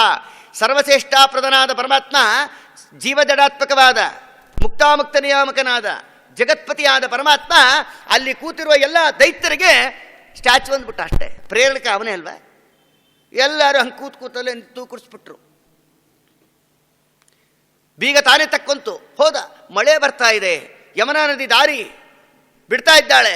ಹೋಗೋ ಕಾಲಕ್ಕೆ ಶ್ವೇತಚಿತ್ರಾಕಾರವಾಗಿ ಶೇಷದೇವರು ಪ್ರಾಯಶ್ಚಿತ್ತ ಮಾಡ್ಕೊಳ್ಳೋಕ್ಕೇನೆ ಅವರು ಅಡ್ಡ ಬಂದು ಹಿಡಿದ್ರು ಅಂತಾರೆ ವಾದರಾಜ ಸ್ವಾಮಿಗಳು. ಯಾಕೆ ಗೊತ್ತಾ, ಮುಂದೆ ಬಲರಾಮ ದೇವರಾಗಿ ಅವತಾರ ಮಾಡಿದ್ದೀವಿ, ಮುಂದೆ ನಾನೇ ಅಣ್ಣ, ಕೃಷ್ಣ ನನಗಿಂತ ಕನಿಷ್ಠ ಅಂತ ಅಂದುಕೊಂಡು ಕೆಲವೆಲ್ಲ ತಪ್ಪುಗಳು ಮಾಡೋದುಂಟು ಮುಂದೆ. ಅದಕ್ಕೆ ಪ್ರಾಯಶ್ಚಿತ್ತವಾಗಿ ಅಡ್ವಾನ್ಸ್ ಪ್ರಾಯಶ್ಚಿತ್ತವನ್ನು ನಮ್ಮ ಶೇಷದೇವರು ಮಾಡ್ಕೋತಾ ಇದ್ದಾರೇನೋ ಅನ್ನುವಂತೆ ಆ ಶೇಷದೇವರು ಆ ಕೃಷ್ಣ ಪರಮಾತ್ಮನಿಗೆ ಆ ಆಚ್ಛಾದಕವನ್ನು ಹಿಡಿದಿದ್ದಾರೆ. ಯಥಾ ಪ್ರಕಾರ ಕೂಸಿನ ಕರ್ಕೊಂಬಂದು ಇಲ್ಲಿ ಮಲಗಿಸಿದ್ರು, ಆ ಕೂಸಿನ ಕರ್ಕೊಂಬಂದು ಇಲ್ಲಿ. ಕೃಷ್ಣ ಪರಮಾತ್ಮ ಗೋಕುಲಕ್ಕೆ ಹೋದ. ಅಲ್ಲಿಂದ ದುರ್ಗಾದೇವಿನ ಮಥುರಾ ಪಟ್ಟಣಕ್ಕೆ ಕರ್ಕೊಂಬಂದರು. ಯಾವಾಗ ಅವರು ಜೈಲೊಳಗೆ ಪ್ರವೇಶ ಮಾಡಿದ್ನೋ ಯಥಾ ಪ್ರಕಾರವಾಗಿ ಎಲ್ಲ ಬಾಗಿಲುಗಳು ಹಾಕ್ಕೊಂಡು ಬೀಗುಗಳು ಹಾಕ್ಕೊಂಡು, ಆಗ ದುರ್ಗಾದೇವಿ, ಅವಳ ಹೆಸರೇ ಮಾಯಾದೇವಿ ಅಂತ. ಮಾಯಾದೇವಿ ಮಾಯಾಪತಿಯ ಮಾಯಾ ತಿಳಿದವಳಾದ ಕಾರಣ ಮಾಯಾವಾದಿಯ ಮಾಯಾ ಮಾಡಬೇಕು ಅಂಥೇಳಿ ಮಾಯಾ ಅಳುವನ್ನು ಹತ್ತುಬಿಟ್ಲು. ಅದಕ್ಕಿಲ್ಲಂತಾರೆ ಬಹಿರಂತಪರದ್ವಾರ ಸರ್ವಾ ಪೂರ್ವವದಾವೃತಾ ತಥೋ ಬಾಲಧ್ವನಿಂ ಶುತ್ವಾ ಗೃಹಪಾಲಾ ಸಬುತ್ತಿತಾ. 8ನೇ ಕೂಸು ಹುಟ್ಟಿತು. ಹೇಗೆ ದುರ್ಗಾದೇವಿ ಜೋರಾಗಿ ಅಳ್ಳು ಶುರು ಮಾಡಿಬಿಟ್ಲು. ಅಳೋ ಕಾಲಕ್ಕೆ ಎಲ್ಲರಿಗೂ ಎಚ್ಚರಾಯಿತು. ಅಲ್ಲಿ ದೇವರು ಸ್ಟ್ಯಾಚ್ಯೂ ಒಂದಿದ್ದ, ಲಕ್ಷ್ಮೀದೇವಿ ಬಂದು ರಿಲೀಸ್ ಮಾಡಿದ್ಲು. ಏನೇ ಮಾಡಿದ್ರು ಇಬ್ಬರು ಒಟ್ಟೊಟ್ಟಿಗೆ ಮಾಡ್ತಾರೆ, ಗಂಡ ಹೆಂಡತಿ ಅಲ್ವಾ. ಇದು ಕಾರಣ. ಈ ರೀತಿಯಾಗಿ ಎಲ್ಲ ರಾಕ್ಷಸರು ಎದ್ದು ಓಹೋ ಅಂತಾರೆ. ಇಲ್ಲಂತಾರೆ ಆಚಕ್ಯುಹು ಭೋಜರಾಜ ನಿಧಿದ್ವಿಘ್ನ ಪ್ರಚಕ್ಷತೆ ಅಂತ ಕಿರ್ಚ ಕಂಸ. ಎಲ್ಲರೂ ಒಂದು ಓಡಿ ಬಂದರು, ಸ್ವಾಮಿ 8ನೇ ಕೂಸು ಹುಟ್ಟಿದೆ ಅಂತ. 8ನೇ ಕೂಸು ಹುಟ್ಟಿದೆ ಅಂತ ಹೇಳಿದ ತಕ್ಷಣ ಇದ್ದು ಬದ್ದು ತಾನು ಬಿದ್ದು ಎದುರಿಗೆ ಬಂದವ್ರನ್ನ ಕೆಡವಿ ಪ್ರಾಣಭಯ ಯಾರಿಗೂ ಬಿಟ್ಟಿಲ್ಲ. ದಬ ದಬ ಓಡಿ ಬಂದಂತಾನೆ ಕೊಡು ಕೂಸನ್ ಕೊಡು ಅಂದ. ಅವಾಗಂತಾಳೆ ಉಪಗುಖ್ಯಾತ್ಮಜಾಮೇವಂ ಮೃದಂತ್ಯ ದೀನವತ್ ಯಾಚಿತಸ್ತಾಂ ವಿನಿರ್ಭತ್ಸ್ಯ ಹಸ್ತಾತ್. ಇಲ್ಲಿ ಕಲಹ ದುಷ್ಟನಾದ ಕೈಯಿಂದ ಎಳೆದ ಅದನ್ನು, ದೇವಕಿ ಕೈಯಲ್ಲಿದ್ದ ಕೂಸನ್ನು ಎಳಿತಾ ಇದ್ದಾನೆ. ಅವಳಂತಾಳೆ, ಅಣ್ಣ ಒಂದೇ ಹೆಣ್ಣು ಕೂಸೋ ಗೃಹೀತ್ವ ಚರಣಯೋರ್ಜಾತ ಮಾತ್ರಂ ಸ್ವಸುಹೂ ಸುತಾಂ. ನಿನ್ನ ತಂಗಿ ಒಬ್ಬ ಮಗಳನ್ನು ಬಿಡ್ಲಿಕ್ಕೆ ನಿನಗೆ ಇಷ್ಟ ಇಲ್ವಾ? ಇದು ಹೆಣ್ಣು ಕೂಸು, ನಿನಗೆ ಸೊಸೆ ಆಗಬೇಕು. ಇದನ್ನೇನು ಮಾಡಬೇಡ, ಬಿಟ್ಬಿಡು ಒಂದು. ನೀನು ಬಿಡೋದು, ನೀನು ಬಿಡು ಮೊದಲು ಅಂದವನು ಕಂಸ. ಕೂಸಿನ ಬಲವಂತವಾಗಿ ಅವಳು ಅಳ್ತಾ ಇದ್ದಾಳೆ. ಅವಳು ಅಳು ಕೇಳೋ ಅಷ್ಟಿಲ್ಲ ರೀ. ಟ್ಯಾಕ್ಸ್ನವ್ರ ಹತ್ರ ಅಳ್ತಾ ಕೂತ್ರೆ ಬಿಡ್ತಾರ? ಅಳೋ ತನಕ ಅಳೋದು ಸುಮ್ಮನಿದ್ದು ಆಮೇಲೆ ಟ್ಯಾಕ್ಸ್ ಕಟ್ಬಿಟ್ಟು ಹೊಟ್ಟೋಗ್ರಿ ಅಂತಾರೆ ಅಷ್ಟೇ. ಈ ರೀತಿಯಾಗಿ ಯಥಾ ಪ್ರಕಾರ ಅವನ ಕೈಯಲ್ಲಿ ಕೂಸು ನಿಂಗೆ ಎಳ್ದ ಅದನ್ನು ಬಲವಂತವಾಗಿ. ಅವನು ಎಳೆದ್ನ, ಆ ಮಹಾತಾಯಿ ಬಂದ್ಲ, ತಿರುಗಿಸಿ ಬಿಡಬೇಕು ಅಂತ ಹಿಂಗೆ ಕೈ ಎತ್ತದ, ಅದನ್ನು ಬಂಡೆ ಹೊಡಿಬೇಕು ಕೂಸಿನ ಅಂತ. ಹಿಂಗೆ ತಿರುಗಿಸೋ ಕಾಲಕ್ಕಿಲ್ಲ ಅಂತಾರೆ ಅದೃಶ್ಯತಾನುಜ ವಿಷ್ಣೋ ಸಾಯುಧ ಅಷ್ಟಮಹಾಭುಜ ದಿವ್ಯಸ್ತ್ರಗಂಬರಾಲೇಪ ರತ್ನಾಭರಣಭೂಷಿತ ಧನುಶೂಲೇಶು ಚರ್ಮಾಶಿ ಶಂಖಚಕ್ರ ಗದಾಧರ ಸಿದ್ಧಚಾರಣ ಗಂಧರ್ವೈಃ ಅಪ್ಸರ ಕಿನ್ನರೋರಗೈಃ. ಅಷ್ಟಮಹಾ ಭುಜವುಳ್ಳವಳಾಗಿ ನಮ್ಮಮ್ಮ ಅಂತರಿಕ್ಷದಲ್ಲೇ ದರ್ಶನ ಕೊಟ್ಟಿದ್ದಾಳಂತೆ. ಎಲ್ಲೋ ಮೂರ್ಖನಾದ ಕಂಸನೇ ಇಲ್ಲಂತಾಳೆ, ಕಿಮ್ಮಯ ಹತಯ ಮಂದ ಜಾತಃ ಖಲು ತವಾಂತಕಃ. ಏನನ್ಕೊಂಡಿಯೋ, ಇಷ್ಟು ದಿವಸ ಕೊಂದಲ್ಲ ಅಂತ ಮಕ್ಕಳು ಅಂದ್ಕೊಂಡ್ಯಾ? ಶುಕ್ಲ ಶೋಣಿತವಾದ ಕೂಸು, ಭೌತಿಕವಾದ ಕೂಸು ಅಂದ್ಕೊಂಡ್ಯಾ? ಅಪ್ರಾಕೃತಳು ನಾನು. ನಿನ್ನನ್ನು ಆಕಾಶವಾಣಿ ಮಾತು ಹೇಳಿದ ಪ್ರಕಾರ ನಿನ್ನನ್ನು ಸಂಹಾರ ಮಾಡುವ ವ್ಯಕ್ತಿ ಅವತಾರ ಮಾಡಿದ್ದಾಗಿದೆ, ಸಾಯ್ಲಿಕ್ಕೆ ಸಿದ್ಧನಾಗೊಂದು ಮಾಯಾಗೊಟ್ಲು. ಇದು ಫ್ರೆಶ್ ಮೆಸೇಜ್. ಆಕಾಶವಾಣಿ ಬಹಳ ಹಳೇದಿತ್ರಿ, ಹೌದಲ್ಲೋ? ಹಳೇ ವಿಷಯ ಅದು ಆಕಾಶವಾಣಿದು. ಈಗ ಫ್ರೆಶ್. ಅವಳಂದ್ಲು, ಸಾಯ್ಲಿಕ್ಕೆ ಸಿದ್ಧನಾಗೋ, ನಿನಗೆ ಸಂಹಾರ ಮಾಡುವ ವ್ಯಕ್ತಿ ಅವತಾರ ಮಾಡಿದ್ದಾಗಿದೆ ಅಂದ್ಬಿಟ್ಲು. ಹಂಗನ್ನೋ ಕಾಲಕ್ಕೆ ಎದೆ ಒಡ್ಕೊಂಬಿಟ್ಟ. ಓಹೋ ಭಗಿನ್ಯಹೋ ಭಾಮ ಮಯಾವಾಂಬತ ಪಾಪ್ಮನ ಪುರುಷಾದೈಹಿ. ತಂಗಿ ಗಂಡಕ್ಕೆ ಕಾಲಿಗೆ ಬಿದ್ದುಬಿಟ್ಟ. ಕ್ಷಮಿಸ್ಬಿಡ್ರಿ, ಆಕಾಶವಾಣಿ ಮಾತು ಕೇಳಿಕೊಂಡು ನಾನು ಗಾಬರಿಯಾಗಿದ್ದೆ. ಆ ಭಯದಿಂದ ನಿನ್ನ ಮಕ್ಕಳನ್ನೆಲ್ಲ ಕೊಂದುಬಿಟ್ಟೆ, ಕ್ಷಮಿಸು ಅಂತಾನೆ. ಇಲ್ಲಿ ಯದ್ಯಪಿ ಭೃಗು ಋಷಿಗಳು ಅವನ ದೇಹದಲ್ಲಿ ಸನ್ನಿಹಿತರಾಗಿರೋದ್ರಿಂದ ಆಗಾಗ ಒಳ್ಳೆ ಬುದ್ಧಿ ಬರ್ತಾ ಇರುತ್ತೆ. ಅಂದ ಅವನು, ನಿನ್ನ ಮಕ್ಕಳನ್ನು ಕೊಂದುಬಿಟ್ಟಿನಮ್ಮ, ಏನು ತಿಳ್ಕೋಬೇಡ, ಕ್ಷಮಾ ಮಾಡು ಅಂತಾಳೆ. ಆ ಮಾತು ಅನ್ನೋ ಕಾಲಕ್ಕೆ ಒಂದು ದೃಷ್ಟಾಂತ ಕೊಟ್ಟ ಅವನು. ಏನು ಗೊತ್ತಾ? ದೈವಮಪಿ ಅನೃತಂ ವಕ್ತಿ ನಮರ್ತ್ಯಾಯೇವ ಕೇವಲಂ. ನಮ್ಮದೇ ಬಯೋಡಟ. ಅಲ್ಲಿ ಏನು ಹೇಳಿದೆ ಗೊತ್ತಾ? ನಾನು ಭೂಲೋಕದ ಜನಗಳು ಮಾತ್ರ ಸುಳ್ಳು ಹೇಳ್ತಾರೆ ಅಂದ್ಕೊಂಡಿದ್ದೆ, ಈಗ ದೇವತೆಗಳು ಸುಳ್ಳು ಹೇಳೋದು ಕಲ್ತಿದ್ದಾರಾ ಅಂದ. ಅಂತೂ ಏನು ಪ್ರಸಿದ್ಧರು ನಾವು, ಭಾಗವತ ಪ್ರತಿಪಾದ್ಯರು ನಾವು ಕೂಡ. ಯಾಕೆ? ಭಾಗವತವೇ ಹೇಳಿಬಿಟ್ಟಿದೆ ಭೂಲೋಕದ ಮನುಷ್ಯರು ಸುಳ್ಳು ಹೇಳ್ತಾರೆ ಅಂತ. ಅದು ಗೊತ್ತಿತ್ತು ಪಾಪ. ಅದಕ್ಕೆ ಅವನಂದ, ದೈವಮಪಿ ಅನೃತಂ ಭಕ್ತಿ ನಮರ್ತ್ಯಾಗೇವ ಕೇವಲಂ. ಭೂಲೋಕದ ಜನಗಳಂತೆ ಈಗ ದೇವತೆಗಳು ಸುಳ್ಳು ಹೇಳೋದು ಕಲ್ತಿದ್ದಾರೆ, ಅಮ್ಮೋ ಕ್ಷಮಾ ಮಾಡು ಅನ್ನೋ ಕಾಲಕ್ಕೆ ಅವನಂತಾಳೆ, ಯಾವ ಜನ್ಮದಲ್ಲಿ ಏನು ಪಾಪ ನಾವು ಮಾಡಿದ್ದೀವೋ ಏನೋ, ಸತ್ತಿರೋ ಮಕ್ಕಳಿಗೂ ಉಳಿಸ್ಕೊಳ್ಳೋ ಯೋಗ ನಮಗಿಲ್ಲ, ಏನೋ ಹೋಯ್ತು, ನೀನೇ ಸಮಾಧಾನವಾಗಿದ್ಬಿಡಪ್ಪ, ಹೋಗಲಿ, ದೇವರಿಟ್ಟಂಗಾಗತ್ತೆ ಅಂತ ಅವರು ಸಮಾಧಾನ ಮಾಡ್ಕೊಂಬಿಟ್ರು. ಆ ಮಹಾತಾಯಿ ಅಷ್ಟು ಮಕ್ಕಳನ್ನು ಕಳ್ಕೊಂಡಿದ್ರೂ ಕೂಡ ಮಮದೌರ್ಯಾತ್ಮಂ ಸಾಧವೋ ಬಂಧುವತ್ಸಲಾಹ ಇತ್ಯುಕ್ತ ಅಶ್ರುಮುಖ ಪಾದವು ಕಾಲಿಗೆ ಬಿದ್ದಾನೆ. ವಸುದೇವ ದೇವಕಿಗೆ ಕಂಸ ಕ್ಷಮಾ ಮಾಡ್ರಿ ಅಂತ. ಅದಕ್ಕೆ ಅವರು ಸಮಾಧಾನ ಮಾಡ್ತಾರೆ, ನೀನು ಅಳಬೇಡ, ನೀನು ಸಮಾಧಾನ ಮಾಡ್ಕೋ, ನಾವು ಯಾವುದೋ ಜನ್ಮದಲ್ಲಿ ಮಾಡಿದ ಕರ್ಮಕ್ಕೆ ಅನುಭವಿಸ್ತಾ ಇದ್ದೀವಪ್ಪ, ಇದಕ್ಕೆ ನೀನು ಕಾರಣ ಅಲ್ಲ, ನಮ್ಮ ಹಣೆ ಬಾರ ಕಾರಣ ಅಂತ ಕಂಸನಿಗೆ ಅವರು ಪ್ರತಿಯಾಗಿ ಅವರು ಸಮಾಧಾನವನ್ನು ಪಡಿಸ್ತಾರೆ. ಅಷ್ಟಾದ ಮೇಲೆ ಕಂಸನಿಗೆ ಅಷ್ಟೇ ಒಂದು ಕ್ಷಣ, ಅಷ್ಟಾದ ಮೇಲೆ ಬಂದ, ಶುರುವಾಯಿತು ಮೀಟಿಂಗು. ಏನಂತ? ನನಗೆ ಸಂಹಾರ ಮಾಡುವಂಥ ವ್ಯಕ್ತಿ ಅವತಾರ ಮಾಡಿದ್ದಾಗಿದೆ ಅಂತ ಹೇಳಿ ಮೆಸೇಜ್ ಬಂದಿದೆ, ಪ್ರತ್ಯಕ್ಷ ಮೆಸೇಜು ದುರ್ಗಾದೇವಿ ಕೊಟ್ಟಿದ್ದಾಳೆ. ಆ ದುರ್ಗಾದೇವಿಯ ಮಾತನ್ನು ಕೇಳಿದ್ದಕ್ಕೆ ಎಲ್ಲರನ್ನೂ ಕರೆದ, ಅವನು ಗುಂಪನ್ನು ಕರೆದ. ಅದಕ್ಕಿಲ್ಲಂತಾರೆ, ಪರಮಾತ್ಮನ ಬಲದಿಂದನೇ ಈ ದೇವತೆಗಳು ಸ್ಟಾರ್ಟ್ ಆಡ್ತಾ ಇರೋದು. ಪರಮಾತ್ಮನಿಗೆ ಮೂಲ ವೇದಗಳು, ಗೋವುಗಳು, ಬ್ರಾಹ್ಮಣರು ವೇದವನ್ನು ಹೇಳಿ ಆ ವೇದ ಮಂತ್ರವನ್ನು ಪಾರಾಯಣ ಮಾಡ್ತಾ ಆ ವೇದ ಮಂತ್ರದಿಂದ ಆಹುತಿ ಹಾಕಿ ಆ ಆಹುತಿಯಿಂದ ಬರುವ ತೇಜಸ್ಸೇ ದೇವರಿಗೆ ಅಂತ ಹೀಗೆಲ್ಲ ಅನ್ಕೊಂಡ್ರು. ಪಾಪ ಅವ್ರ ಯೋಗ್ಯತೆ ಅಷ್ಟೇ. ಯಾರ ಆಹುತಿ ಹಾಕಿದ್ರಷ್ಟು ಬಿಟ್ರಷ್ಟು. ನಮ್ಮ ಸ್ವಾಮಿ ಪೂರ್ಣನೇ, ನಿತ್ಯಾನಂದ ಬೋಧನದಾಯಿನಿ ಅಂತಾರೆ ಆಚಾರು ತಾತ್ಪರ್ಯದಲ್ಲಿ. ಅವನಿಗೇನೂ ಬೇಕಾಗಿಲ್ಲ, ನಿತ್ಯಾನಿತ್ಯ ಜಗದ್ಧಾತ್ರೆ ನಿತ್ಯಾಯ ಜ್ಞಾನಮೂರ್ತಗೆ ಪೂರ್ಣಾನಂದಾಯ ಹರಯೇಂದ್ರು. ಸರ್ವಯಜ್ಞ ಭುಕು ಪರಮಾತ್ಮ ಮಾಡುವ ಪ್ರತಿಯೊಂದು ಯಜ್ಞದ ಫಲಭೋಕ್ತ ದೇವತಾ ದೇವರೇ. ನಾವು ಕೊಡೋ ರೇಷನ್ ಅಕ್ಕಿಯಿಂದ ನಮ್ಮ ಸ್ವಾಮಿಗೆ ಆಗಬೇಕಾದ್ದೇ ಇಲ್ಲ, ಲಕ್ಷ್ಮೀದೇವಿಯಿಂದನೇ ಆಗಬೇಕಾದ್ದಿಲ್ಲ. ಅಂದಮೇಲೆ ಈ ಯಕ್ಕಶ್ಚಿತವಾದ ಈ ಅಕ್ಕಿ ಪ್ರಾಕೃತವಾದ ಪದಾರ್ಥಗಳಿಂದ ನಮ್ಮ ಸ್ವಾಮಿ ಏನು ಮಾಡಬೇಕಾಗಿದೆ ತಗೊಂಡು? ನಿತ್ಯಪೂರ್ಣ ಅವನು, ಪೂರ್ಣಾನಂದ ಅವನಿಗೆ ಆಗಬೇಕಾದ್ದೇ ಇಲ್ಲ. ಅಂಥ ಜಗತ್ಪತಿಯಾದ ಪರಮಾತ್ಮನಿಗೆ ಇಲ್ಲಿ ಅಂತಾರೆ, ಯಥಾ ಪ್ರಕಾರವಾಗಿ ಆ ಮಹಾತಾಯಿಯ ಮಾತನ್ನು ಜ್ಞಾಪಿಸ್ಕೊಂಡ. ಅದಕ್ಕೆ ವೇದಗಳು ಮೂಲ, ಬ್ರಾಹ್ಮಣರು ಮೂಲ, ಬ್ರಾಹ್ಮಣರು ಹೇಳುವ ವೇದ ಮಂತ್ರದಿಂದ ಆಹುತಿಯನ್ನು ಹಾಕುವ ಮೂಲಕ ಪರಮಾತ್ಮ ಪುಷ್ಟನಾಗ್ತಾನೆ. ಹೀಗೆಲ್ಲ ಒಬ್ರಿಗೊಬ್ರು ಮಾತಾಡಿಕೊಂಡ್ರು. ಅದಕ್ಕೆ ಆವಾಗ ಎಷ್ಟು ಜನನ್ನ ಹಿಂಸೆ ಮಾಡಿದ್ದಾರೆ, ಎಷ್ಟು ಜನ ಬ್ರಾಹ್ಮಣರನ್ನ ಹಿಂಸೆ ಮಾಡಿದ್ದಾರೆ, ಯಾದವರಿಗೆ ಹಿಂಸೆ ಮಾಡಿದ್ದಾರೆ, ಗೋಹತ್ಯಾದಿಗಳನ್ನೆಲ್ಲ ಮಾಡಿದ್ದಾನೆ ಕಂಸ. ಆವಾಗ ಅದೇ ಸಮಯದಲ್ಲಿ ಮೀಟಿಂಗ್ ಮಾಡಿದ್ರು. 10 ದಿನಗಳ ಒಳಗಡೆ ಇರತಕ್ಕ ಯಾವುದೇ ಮಕ್ಕಳಾಗಿರಬಹುದು ಎಲ್ಲ ಮಕ್ಕಳನ್ನು ಸಂಹಾರ ಮಾಡಿಬಿಡಬೇಕು ಅಂಥೇಳಿ ಆಜ್ಞೆ ಮಾಡಿಬಿಟ್ಟ. ಸಾವಿರಾರು ಮಕ್ಕಳನ್ನು ಕೊಲಿಸ್ತಾ ಬಂದ, ಸಾವಿರಾರು ಮಕ್ಕಳು. ಅವನ ಪಾಪದ ಕೊಡ ತುಂಬಿಸ್ಕೊಂತ ಹೋದ. ಸಾವಿರಾರು ಮಕ್ಕಳನ್ನು ಕೊಲಿಸ್ತಾ ಇಷ್ಟೆಲ್ಲ ಹೀಗೆ ನಡೀತಾ ಇತ್ತು. ನಡೆಯೋ ಕಾಲಕ್ಕೆ ಈ ಕಡೆಗೆ ಏನಾಯಿತು, ಗೋಕುಲದಲ್ಲಿ ಚುಮು ಚುಮು ಚುಮು ಚುಮು ಚುಮು ಚುಮು ಬೆಳಗಾಗ್ತಾ ಇದೆ. ಇಲ್ಲಿ ನೋಡಿದ್ರು, ವಾಚಗಿತ್ವಾ ಸ್ವಸ್ಥಯನಂ ಜಾತಕರ್ಮಾತ್ಮಜಸ್ಸ ವೈ ಕಾರಯಾಮಾಸ ವಿಧಿನಾ ಪಿತೃದೇವಾರ್ಚನಂ ತತಃ. ಯಾವಾಗ ಚುಮು ಬೆಳಗಿನ ಜಾವ ಸಂಭ್ರಮ, ಯಶೋದಮ್ಮ ಕೂಸನ್ನು ಹಡ್ದಾಳಂತೆ. ಇಲ್ಲಂತಾರೆ ಯಶೋದಮ್ಮನಿಗೆ ಗೊತ್ತಿರಲಿಲ್ಲ ಹುಟ್ಟಿದ್ಯಾವುದು ಅಂತ. ನತಲ್ಲಿಂಗಂ ಪರಿಶ್ರಾಂತ ನಿದ್ರೆಯ ಅಪಗತ ಸ್ಮೃತಿ.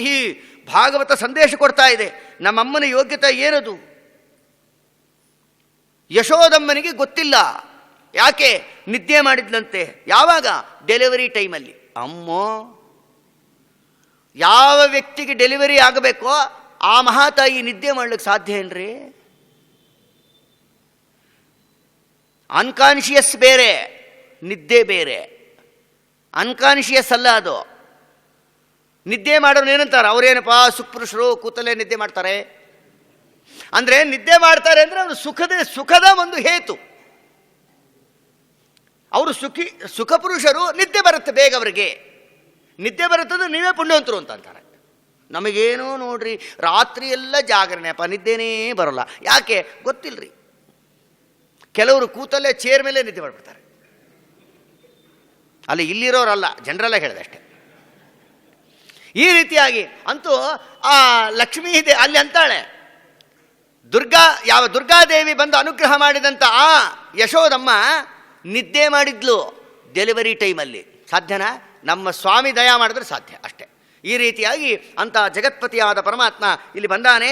ನೋಡ್ತಾರಂತೆ, ಗರ್ಗಾಚಾರನ ಕರೆಸಿ ಜಾತಕರ್ಮ ಯಾವಾಗ ಜಾತಕರ್ಮ ಸಂಸ್ಕಾರ ಹುಟ್ಟೋ ಕಾಲಕ್ಕೆ ಮಾಡಬೇಕು, ಮಾಡಿದ್ದಾರೆ. ಆ ಕೂಸನ್ನು ಎತ್ಕೊಂತಾರಂತೆ. ಆ ಕೂಸಿನ ನೋಡಿ ಆನಂದ ಪಡದೇ ಇದ್ದವರೇ ಇಲ್ಲ. ಅಲ್ಲಿಗೆ ತೊಟ್ಲಿಗೆ ಹಾಕ್ತಾರಂತೆ ಕೂಸಿನ. ಎಂಥ ತೊಟ್ಲು?